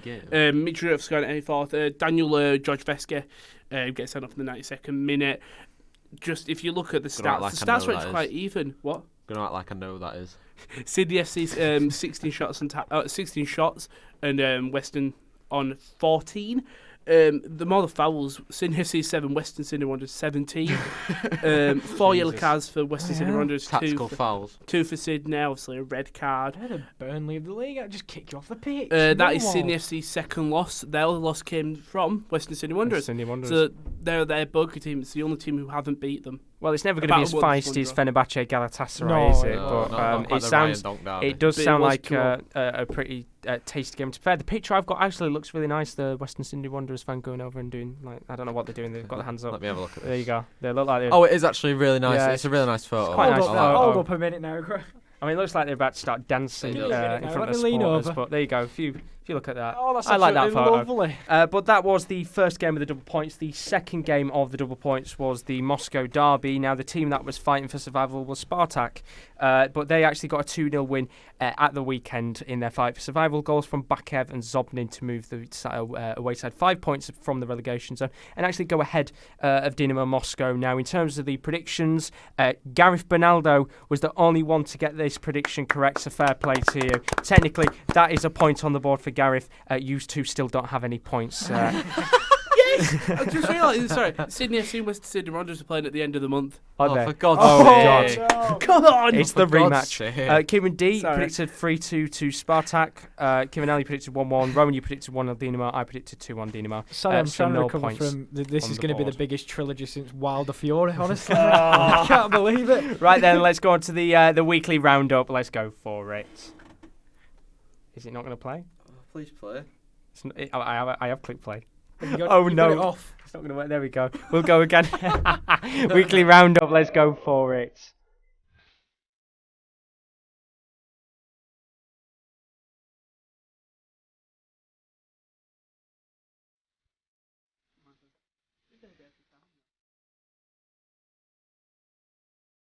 Weekly Weekly roundup. So that is the weekly roundup. If you want to know how it works, if you've never been in the stream before, do leave a like and a subscription as always. We are 9 subscribers away from 600. So if you haven't subscribed, really do recommend Make your fake accounts. Exactly, go for it. Make your fake accounts. Crazy Howling Dog, if you're making fake accounts, do not message people asking, will you sign Gareth? So the way the weekly roundup works, we take a couple of fixtures from the week and we predict our... Be quiet, Chris. He said, what a fail. Be quiet. We take some of the fixtures from the week and we predict the scores of the games. Of course, as always, there are 2 fixtures worth double points. So there are points up for grabs. Boys, Rowan, Kieran, you need to get some points on the board and get yourself back in this. Sorry, I can't hear you all the way up here. This first one is going to be where I pick up all my points because I'm very excited. It is indeed. We start off with Gladbach versus Dortmund. Do you want to talk us through this? I do, because I'm going to be watching this game as well. Go for it. I'm beginning to really get into the Bundesliga. The Borussian Derby takes centre stage this week in the Bundesliga as the race continues to heat up for the top 5 and for the title, really. For Gladbach, they're unbeaten in their last 5, with Lars Stindl picking up some form recently with 4 goals in his last 3 games. Dortmund, it's 3 wins in their last 3 as they're continuing to press with their attacking football. In their last game, a 1-0 win against Freiburg, it was the first time that Erling Braut Haaland hadn't scored in a home league game since 2018. A record setback at his time with Mulder. With Ole. Great, with He's Ole. at the wheel. Jadon Sancho so far this season has 14 goals and 14 assists and is flying in the league, while the main man from Gladbach is Alassane Plea, who's had 8 goals so far this campaign. We were talking earlier about big Bundesliga fixtures that will decide the title. This is it. If Dortmund win, it puts them 5 points ahead of Mönchengladbach. Neither team can draw. No. So you know what score it's going to end, don't you, boys? Right, okay. For the case of the situation, Chris and Gareth, of course, you played along last week. You can play along with us now on. You are permanent members of the game. We need an audience thing on the thing. We need fans. We need a fan section. I think only our fans. I tell you what, the boys have already put their predictions in already. So Gareth's predicting Gladbach's going to win 2-1, so I'll stick that down for you. And Chris is predicting 1-0 Gladbach. So the audience, it's like Who Wants to Be a Millionaire? Ask the audience. The audience are going for a Gladbach win. That was it's so nothing good. like That Who was Wants to Be a Millionaire. That was a great Chris sound. That was. You seem to say we're asking the audience. It's more like Family Fortunes, but we're saying Right. our survey said 2-0. Right, so what we're going swiftly on. What we're going for this one? Verdict. 1-1. 1-1. Kieran, now we're going for this one. He robbed my score again. You can go for 1-1. No, I'll go 2-2. 2-2. See the benefit of going first. Rowan. Tres Un Dortmund. Tres and So Dortmund 1-3. I'm going to go for a 4-0 Dortmund. Let's Hold up, would it not be let's have Twatun? it. It'd be Twatun? What did he say? Yeah, you said Trez. Did I? Trez is like an actual word. 1, 2, 3, 4, 5, 6. Yeah, he's Un de toi. in deux trois. No, he said it in Spanish. Yeah. Oh, I thought you said Trez. un. No, sorry, my bad. I thought you said un. My bad. What's going on here? Un. So we're going to move on to the There's a the language next game. barrier between this. We're moving over to France now. I picked a little bit of a different game out this week. OGC Nice versus AS Monaco. Who wants to talk us through this one? Nice versus Monaco. One, so. No, because that's unfair, because that's biased. No, let him do it. It's his team. Go on. I never get to talk about Oldham in the weekly previews. Biased? What am I going to say? Wait a minute. I'm glad we didn't preview the Yorkshire Derby last week. Wait a minute. Biased? What am I going to say? I'm just read the paragraph out. That's all I do. You're a United fan. Anyway, OG Nice versus AS Monaco, 2 teams that are fighting for European spots. Nice and Monaco will need the 3 points if they are to have any hopes of Champions/Europa League position. Nice sit in 9th, 8 points away from European spots, while Monaco are 7th, only 6 points from 4th. Monaco's main man, Wassim Ben Yedder, who continues to keep scoring for the league unside. The Frenchman has 17 goals and is only 1 behind top scorer Kylian Mbappe. As for Nice, their main signing of the summer, Kasper Dolberg, scored 9 goals this season after a move to France from Ajax. With both sides claiming draws in the last 2 matches, is this game going to continue the trend? Just a quick comments coming from It Slays. Welcome to the stream. He's just asked the question, what's happened to Hull on Saturday? LMAO. Well, actually, I wasn't here on Saturday. I blanked out for a whole day. I don't know what happened. I'll tell you, they got beat 4-0. No, don't remind me. Tyler Roberts came off the bench and scored 2. I'll be honest, mate. It's just all going a little bit downhill. But, we're here to talk about the European football. It's where my heart lives now. Where the real football currently happens. In France. Yeah, no, it's still ridiculously tight in France in terms of the middle of the table where it means PSG. Absolutely nothing. There are 4 points separating 5th place and 13th place. So for Monaco, of course, the push is on for a European spot, as it is for Nice as well. But of course, they're 8 points away from a European spot, and Monaco are 6 points away. Interesting game.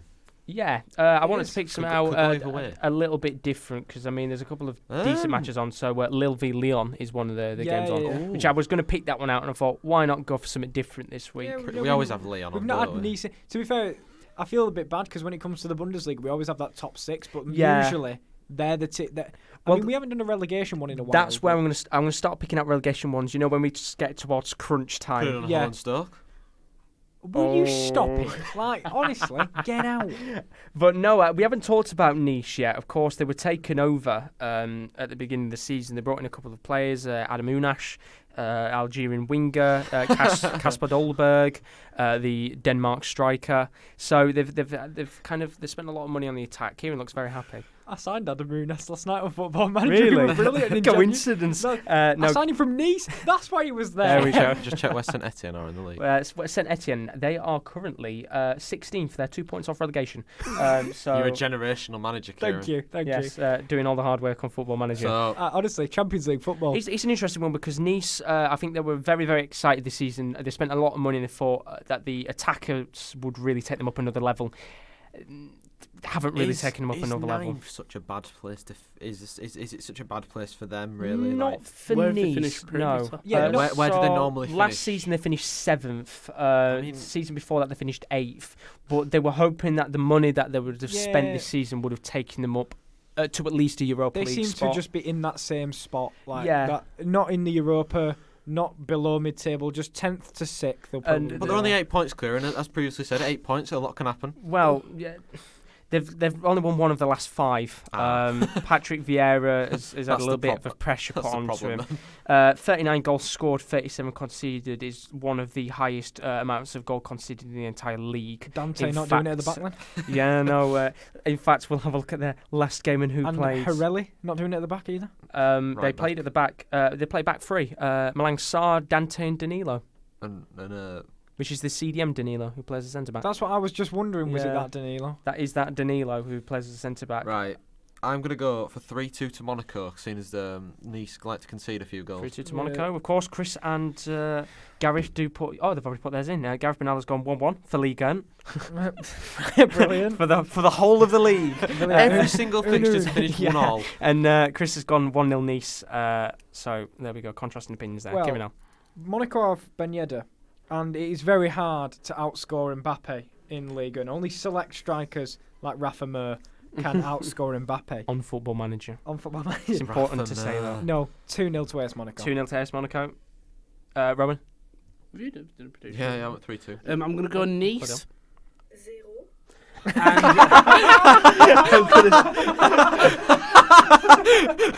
That is brilliant. And I'm going to go AS Monaco.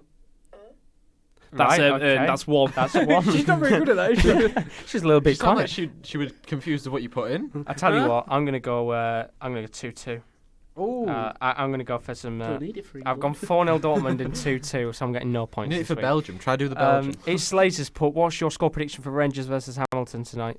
You've put a bet down, haven't you, on Rangers Hamilton? No. No, did I? Did I thought you put them on both teams to score. I don't know if I did. I put Celtic are on there. Celtic are on there. To be fair, Rangers are in a bit of thingy because Gerrard said this is the lowest point he's ever been as a manager in terms of managing Rangers because they lost in the Cup to Hearts. They lost to Kilmarnock. I think they need to win tonight about 5-0. Genuinely, just to up the confidence. Obviously, they've got Leverkusen in Europa League, which is a really tough game. They ain't getting out of that now. Yeah, it'll be a tricky one. But we're now going to move over to the Manchester derby, and Kieran, read us through this one.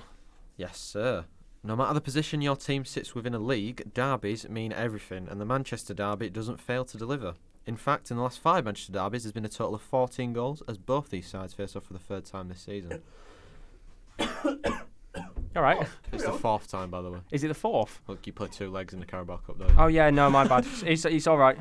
Where was I now? Man City look all but certain to finish 2nd, while Manchester United lie in 5th, but only 3 points off the top 4. Manchester United are unbeaten within the league in the last 4 games, while Manchester City last lost against Spurs at the start of the month.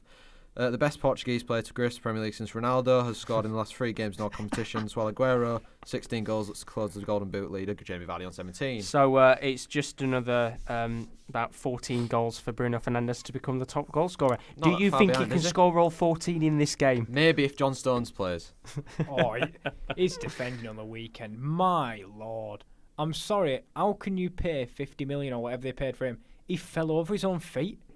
Going backwards. Then you think they've got that Eric Garcia who looks all right. Yeah, no. East Slade says he's going to his first Rangers games in a couple of years tonight because I lost interest in football for a while. Enjoy your game, buddy. Hey, I tell you what, Ibrox is it's a good stadium, good atmosphere. I went to Rangers' first game back when they got promoted. After they came all the way back, I got to it. And it was against Hamilton as well. They drew 1-1. Martin Waghorn got the equaliser. Martin Waghorn. Hopefully he's not jinxed it for them tonight. Sorry, I don't want. Well, you're not going to have Martin Waghorn scoring, so it's fine. Well, Chris and Gareth have already put their predictions in. Chris has said Manchester United 1, Manchester City 0. Anything can happen in Derby. On, lad. So there we go. That's 1-0. And Gareth has put, pains me to say, but I think United 2-1. So go on, lad. It's safe to say that the chat is favouring towards United. Are the boys in here favouring towards United themselves? Kieran D, of course. You've got to go United. 3-1 to Man United. 3-1. I like the optimism, Kieran L. 2-0 to City. 2-0 to City. Rowan? 1-0 to City. 1-0 to City. As much as I wince when I hear those, it could happen. 2-1 to United. Oh, Josh, what a man. Anything in the Manchester derby, it's like every time I expect us to get beat, we win. I put my hands up. Derbies anymore, actually. I put my hands up, and I did say to Kieran yesterday that I said City could drop points against United, so I'm going to stick to my word. Yeah, so we need to win as well. To be fair, we really need to win. I did say City will not lose another game till the end of the season, so I need to stick by that. Yeah, so I was also the only one that predicted Spurs to beat City, but I didn't get a point for that either, Rowan. You know what I mean? Well, you actually predicted 1-0 and it was 2-0. Yeah. But there we go. It's going to be a fantastic game, I think. Can't watch him at work. Can you not? What? It's 4:30 kickoff on a Sunday, isn't it? Yeah. It's going to be very, very exciting. I mean, very of course, sad. for Manchester United, they are closing down on the gap for Chelsea. Aren't you 3 points? We're 3 points behind them. We've got better goal. We've got better goal difference. To be fair, it's a good set of fixtures this week because who's facing Everton this? It's Arsenal against Everton again. No, sorry, can't be. Is it Chelsea? It's let me have a look. So there's another good game, and I can't remember. Is it Chelsea? It might not even involve Everton. Everton fixtures. I don't even think it's Everton. I think it's Chelsea. It's Chelsea. Yeah. Oh yeah, Chelsea. Everton. And then, well, I'll tell you what. Next week we've got some crackers as well. But we'll talk about that in next week's podcast. Merseyside derby. We play Tottenham. But yeah, it's going to be a great game of football. It slays. I tell you what, it slays. I'll put yours down as well because you're taking part. He says 3-2 to City. So wow, get him out of stream. Oh, can't. Well, only kidding. Got to keep you in there, buddy. Got to keep you in there. Right, we're going to move on to the double point matches now. Of course, as always, there are 2 games in every single weekly roundup where there are double points available on the board.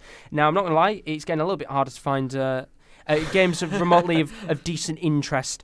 So I thought, why not pick out a team that everybody knows but has no idea where they are because you take no interest in them, you just remember the name. Companies Anderlecht, right? The Belgian league is in a position where it goes very similar to the Scottish league. It splits off into 2. But it doesn't. It splits off into 1. The top 7 play each other. The rest of the league doesn't. What, do they just stop playing? Yeah. Just get rid of it. Finish 8th on purpose. That's it. So, 2 teams you may have heard of from the Belgian league, Anderlecht versus Zulte Waregem. But do you know their league positions? As the league splits into the championship round after 2 more match days, are these sides still fighting to gain a spot in the next round of the league, or have they already claimed it? The next round of the league. One of the teams hasn't beat the other since 2016 and is on a 4-game loss streak, while the other side has won their last 2 games in convincing fashion. As the main league ends, who will fall at the final hurdle? Or have both sides made the championship already? That's the real question. I think Anderlecht were 3rd. I feel like Bruges and Genk are above them. Zulte Waregem's got a good name though. Yeah, you'd be very surprised with the league. Well, I'm go with Zulte Waregem. Go on. I'm going 2-0 to Anderlecht because I don't. He's going 2-0 for Anderlecht. Rowan's cheating. Rowan's got the stats up already. He hasn't. He's got Google Translate up. Eastley says, "Love you too." By the way, to you, Kieran. Kieran L, what we're going for this one? I am going 3-1 to Anderlecht. 3-1 to Anderlecht. I think I am basing it on name. To be fair. Rowan. I'm going for Anderlecht. That's one. That's one. And Zulte... I can't say it. Zulte Varigem. Two. There we go. So going 2-1 to Zult Varagem. Chris Welch is going for a 1-1 draw for Anderlecht. Fair enough. And I'm going to agree with him on that one. I feel like it's going to be a 1-1 draw. So one advantage you have is you have to do the research for this podcast, which means you get to see the league positions before us. That is very true, but I've never gained a point. You have, Mitchell Duke. Yeah. That wasn't from the result, though, was it? Analysing personnel rather than... Gav Ronaldo's gone for Anderlecht to lose 2-0, so he's going for Zult Varagem as well with Rowan. Bunny's joined in. Welcome to the stream, Bunny. People are playing along, going, I'll put yours down, Bunny. He's saying 1-0 to Anderlecht. This is going to eventually get stupid. The whole page. Can you imagine it? Yeah, the whole page is going to be covered. Right, Dave, what have you got in there? Right, that's 7-0 for Right, guys, can we have some order, please? I've got 20 other results to go through. All 5 of you work together, think of a score. There we go. So Bunny's put 1-0 Anderlecht. So if Slays puts his down, I'll put his down as well. You are going to run out of space. Eventually, in about 10 weeks' time, when there's like 20 different people going scores, I don't think I'll be able to do this anymore. Do you know what it looks like? You got a bit confident with your G's and your C's because you only thought 2 of them were going to be able to do it. But yeah, I put a little gap in and more people were like, we'll join in. And finally, the last game on the double point system today is an MLS game because, of course, the MLS has returned. I love the MLS. What a thrilling season it was last season. And the game I picked out for this week is Toronto FC versus New York City FC. Of course, as I said before, the MLS have finally returned, and it saw the start of the league last week. So with some new teams, including Inter Miami. Of course, Slazy just put his prediction of 0-0. There we go, put that down.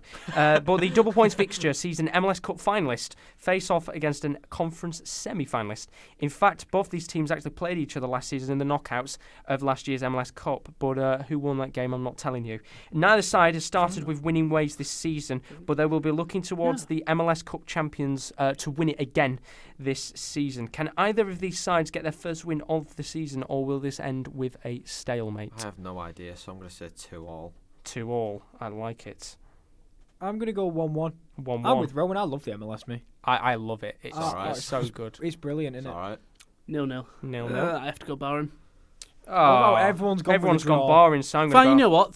3-all. 8-all. No, 3-2 to New York FC, because I think it was New York who went through, but I could be very wrong. There we go.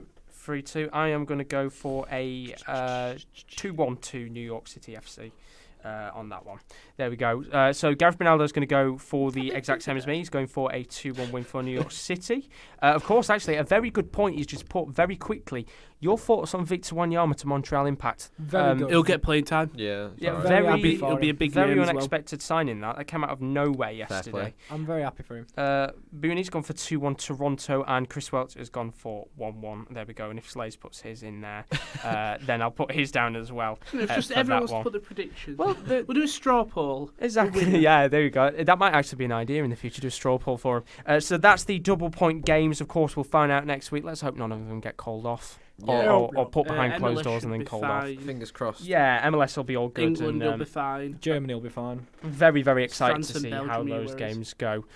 So, of course, we are towards the last section of the show. Of course, we do have the Team of the Week announcement at 3 o'clock. But we're going to go straight on to the finale feature because time is of the essence. So this is time for the finale feature. Quizzical. I want to get quizzical. Let's get into quizzical. Are your answers gonna be right?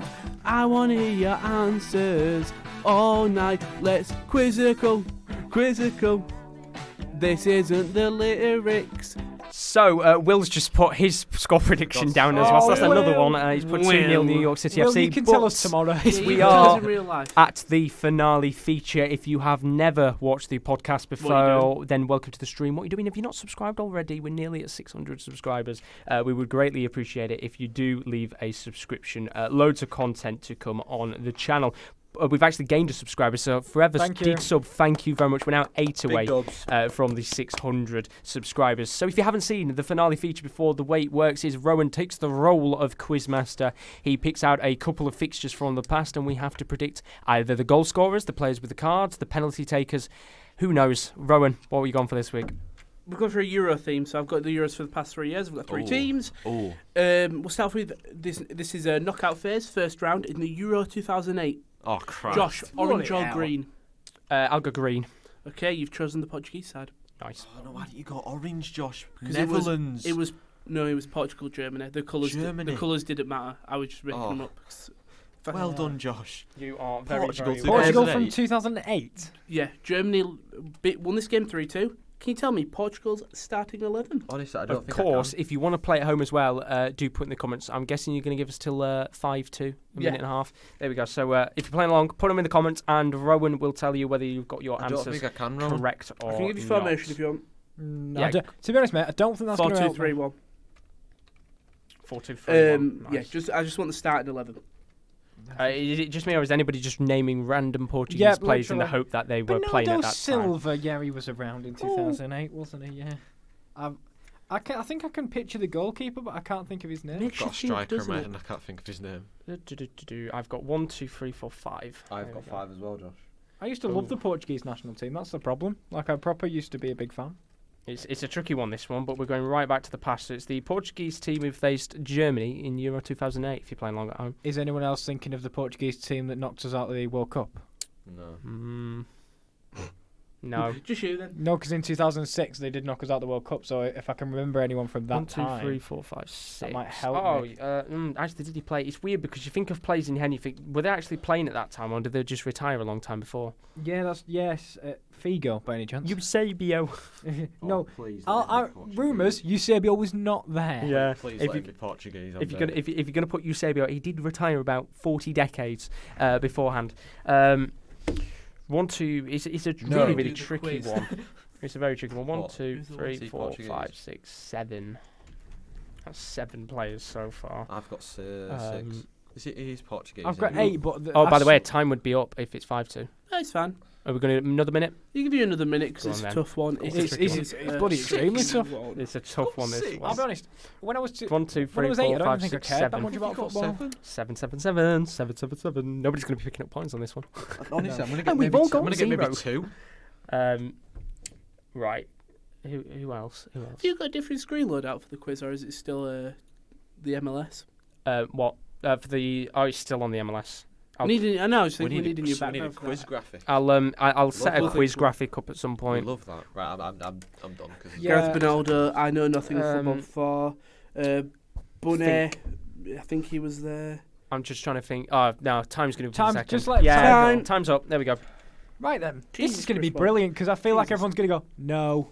Yeah, I've got 6 players written down. Let me just change that. So. I've lost the. There we go. I've lost the team. I mean, I've got 9 written down, but I don't think any of them There we play. go. Is everyone ready? Yeah. Ready? Go on. Ricardo. That's the. No. Oh, you. He played for Real Betis at the I time. know. I knew who he was.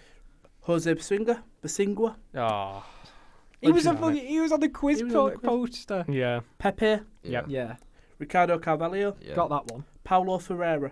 No. Oh, Petit. No. Emmanuel. No. change nation. It was. I beg. It's just called Armando Goncalves Texiera. All right. I beg Thiago played. Jean Moutinho. Oh, he was still. He's still around then. Yeah. He was 21, I think, when Yeah, he he played was- for my yeah, master's Yeah, I grade. beg Thiago played. Ronaldo. Yeah. Deco. Yes, No. get in. Come on, Got Deco. Simao. Simao. Yes. I've got Samal getting Come there. on. And Nuno Gomez. Did Nani not play? Nani was on the bench. So What was a fan. Morales. Oh, Raul Morales. I had him Yeah, on my but team Nuno as well. Gomez was your other position. I did write down I got Nuno. 4. Well, a guy called Nuno, but I changed him Which for one? Carlo Cudicini. You pen. Wait, is Cudicini even from Portugal? I'm just trying to have a look now. I'm looking at the team. I'm interested to see like who was on the bench and that. There we go. Germany played Jens Lehmann, Friedrich, You could have just asked me, you know. Mertesacker, Metzelda is all right. Lahm, Schweinsteiger, Rolfs, Michael Ballack, Hilschberger, Klose, Podolski. The subs for Portugal were Postiga, Helder Postiga, Helder Postiga. Raul Morales, and Nani came on. Rodrigo Possebon. Yeah, I did say. I love Helder Postiga. No What a one great listened. guy. I used to Gomez. I got 4. Thank you. All right, Kieran only got 4. Lawler. 4. Yes. Yes. I got Lawler, 3. yeah. Yes, Lawler. Come on, boys. A minute in it to win it off first. No, it's- Yeah, I think everybody else did put Nani in there. Chris put Nani, and Will put Nani as I well. didn't have Nani. Yeah. I had Thiago. Right. I had Thiago Quiet. from Atletico. Quiet. Sorry. We're talking. Quiet on the set. We're doing the quiz, Kieran. We're Quiet doing on the set. quiz. Can We need please some have quiet on passion the here. set? Round number 2. Euro 2016. Oh, Now. Right. We're talking a bit more. Round of Iceland. 16. Right. Could be Iceland. Hungary versus Belgium. Who do you want? I want Belgium. Thank God you said that. I kind of wanted him to go Hungary then. I'd be Belgium yes. won 4-0. I want Belgium starting 11, please. Who wants the Hungarian side from? I'd have got one player instantly. Big Balas Jujak. Jujak, yeah, I couldn't even say. Oh no, Kirali, the goalkeeper, and Nagy Trackies. as well. Yeah, Kirali, goalie, Nagy. I'll give you the Hungary team. Krale, Lang, Kadar, Dushuskak, Nagy, yeah. Slasle, Zoltangera. Did what's his name play? Schleswig up top. Yeah, that's the name. There we go. There's another one. He scored in Euros for that first time. He hasn't scored for ages. 1, 2, 3. Pinter, Guzmix, and Juhaj. I have taken a massive chance on one of these players. Gulakski was on the bench. I just need Nemeth. 3 more defenders. All right, he'll have played. Yeah, I want Belgium starting 11 from their 4-0 win over Hungary. He'll have played. 4 different goal scorers as well. What was the formation, by the way? Oh, don't have a clue. Get in there. Definitely 4 at the back. It was. Right, I think I've got it. I've got 11 players down. I've taken a massive chance on one of my players, though. I think it was 4-2-3-1. Right, nice. Right, that's good. What's annoying me is I legitimately don't know who plays midfield for Belgium. I've taken a massive chance. Not fair, you won 4 years ago. 6, I've 7, taken 8. a massive chance and put someone in that I don't think plays. 4 years ago, has the team changed much? There's a question. You've got 10. 10 more seconds. I am done. My pen is down. So has the team changed? Recover the pen. 1, 2, 3, 4, 5, 6, 7, 8, 9, 10. Go on, send it back. And that is time. Hands away from the keyboard. And your phones, obviously. Yep, I can see he's not editing it. He's just No, I need to. I've created a table and I don't know how I've done it. So how many players did you get? You got 11. I got 10. I don't I know. got 10. And I feel like the player that you might have put down Right, just go. is the player I might have put down as Kieran was well. close to deleting all of his selections. I have put someone down that I think may have played, but it's a risk because I think someone else might have played. Update, lads. Table is gone. Table's gone. Get Right. it. Courtois. Yep. Alderweireld. Yep. Vermaelen. No. Vertonghen. Yeah. Meunier. Yeah. I put company down. Nainggolan. Yep. Witzel. Yep. Kevin De Bruyne. Yep. Hazard. Yep. Eden. Yep. Mertens. No. No, I put Chadley. And Lukaku. I put Right. on my life. I was about to put Rich Chadley. The subs were Batshuayi, Carrasco, and Verlaine. I did put Adnan Januzaj down. I've got 9. How on planet Earth did I forget Kevin De Bruyne? I put did Adnan you get? Januzaj down. I had Ferreira I was Carrasco. about to put Mertens. Yeah. I put Chadley It was either Chadley, Januzaj. because he played in the World Cup, so I was thinking, Yeah. but he likes Chadley. Why not? Kieran. L. 7. 3, 4. Nice. And Josh. 8. I did put Nice. I did put Benteke down as well. 1, 2, 3, 4, 5, 6. Let's have a look at the comments. What they put: Gareth Ronaldo, Chris Wells put Courtois, Meunier, Alderweireld, Vertonghen, Jordan Lukaku, Nainggolan, Witzel, Mertens, De Bruyne, Hazard, Romelu Lukaku. Gareth Ronaldo put Courtois, Eden Hazard, Lukaku, Vertonghen, Alderweireld, Moussa Dembele. He said he got 7. Not Did too anyone bad. get Vermaelen? No, I don't No, think so. I don't think Right. so. Vermaelen and Mertens. Is this the last one? Yeah. The big one. Oof. Euro. 2012. Oh, I like that. The final. Spain versus Italy. Yep. Spain absolute domination of a 4-0 win. I want both starting 11s Oh, God. and the 3 subs that came on for each team.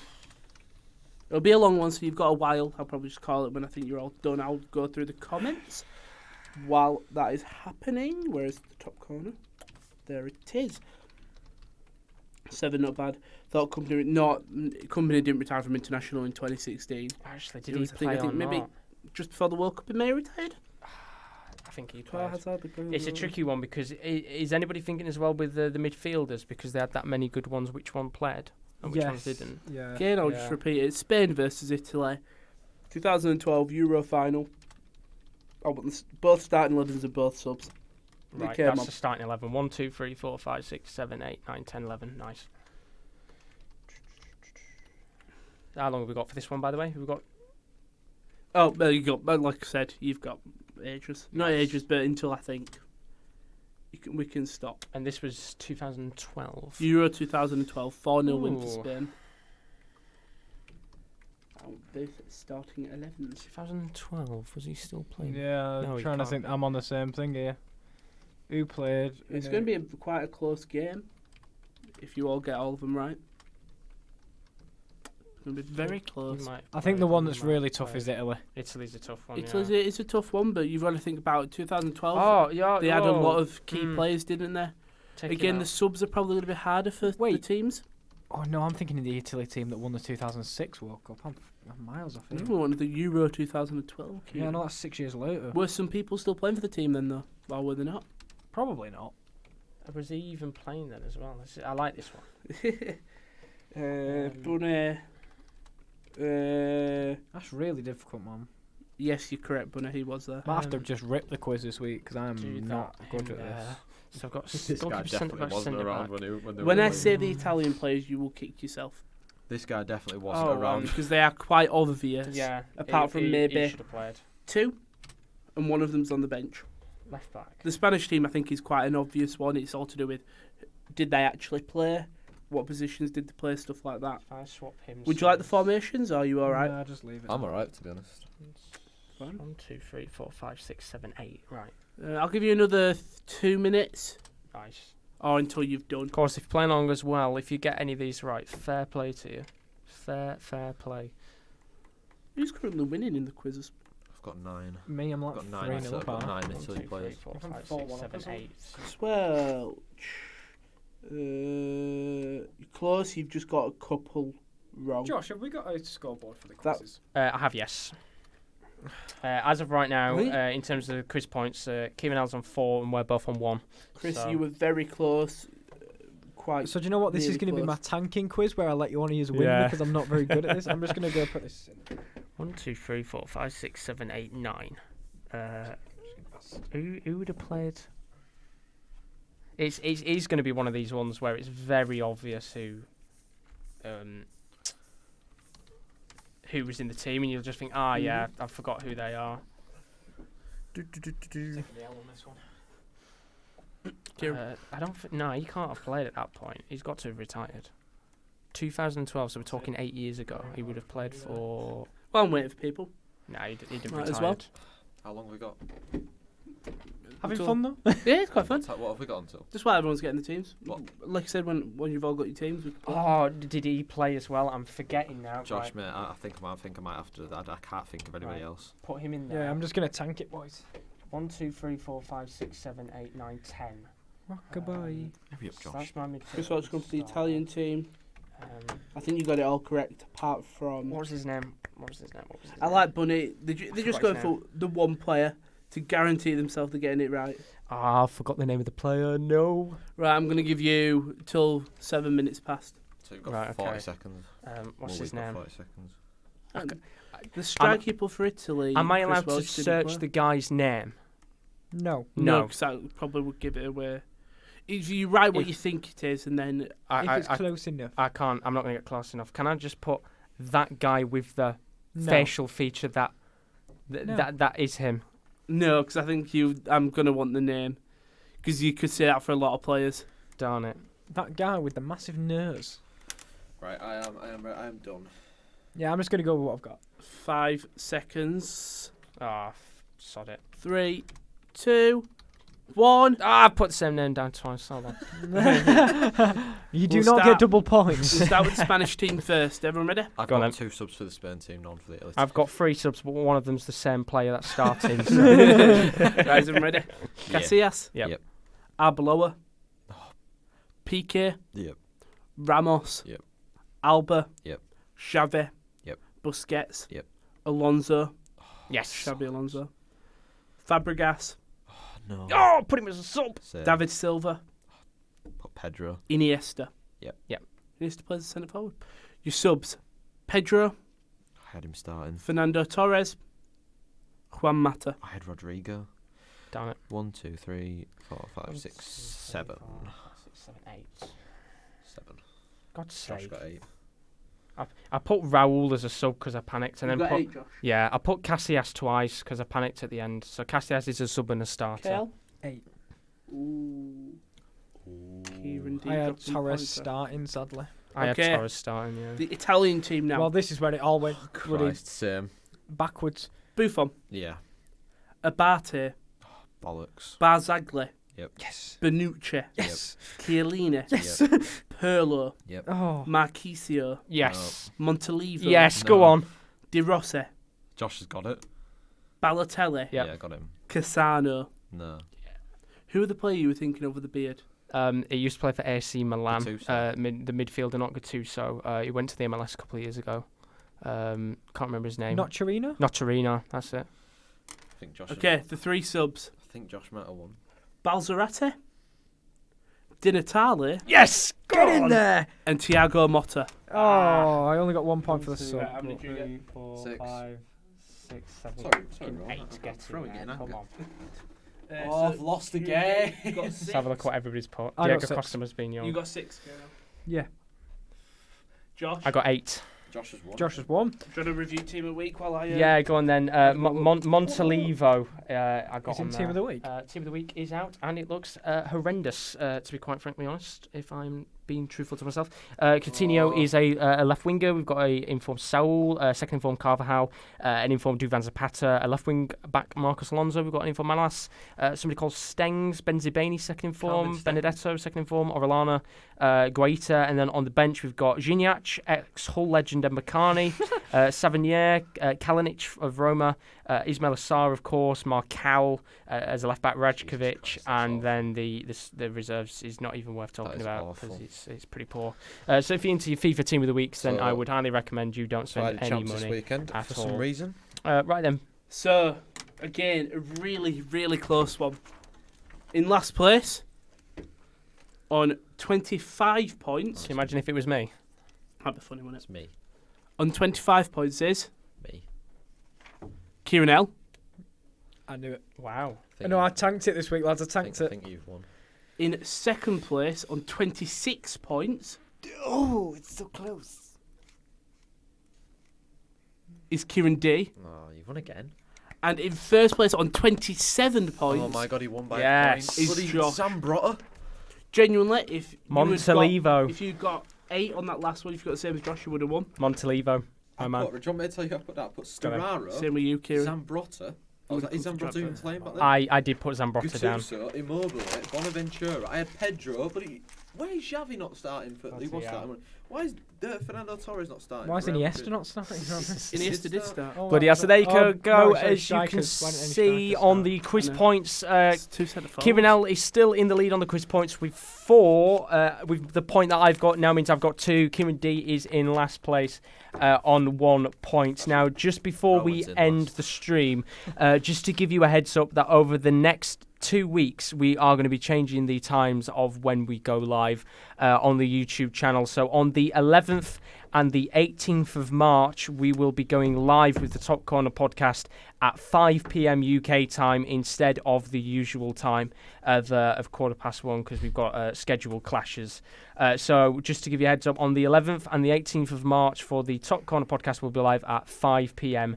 UK time. You do not want to miss it. There'll be updates on the Twitter, won't there? Yeah, I'll have updates on the Twitter and that in the meantime for when we do that. So overall, guys, thank you very much for joining us today for the Top Corner episode number 14. Of course, if you are new, do leave a subscription. As always, if you want to follow the social media links at @_Top Corner for all the latest on Twitter, on Twitch TV, twitch.tv/Top Corner. But for the YouTube, do subscribe. As always, we are getting ever closer to 600 subscribers. Watch our other videos. Watch our other videos. Of course, as well. Watch the other videos. Share the NFL Corner will be available tomorrow. It will be. So do not miss out on that. As well as Ring Rust Nope. on a Tuesday. As well as the Wrestling Corner on a Tuesday.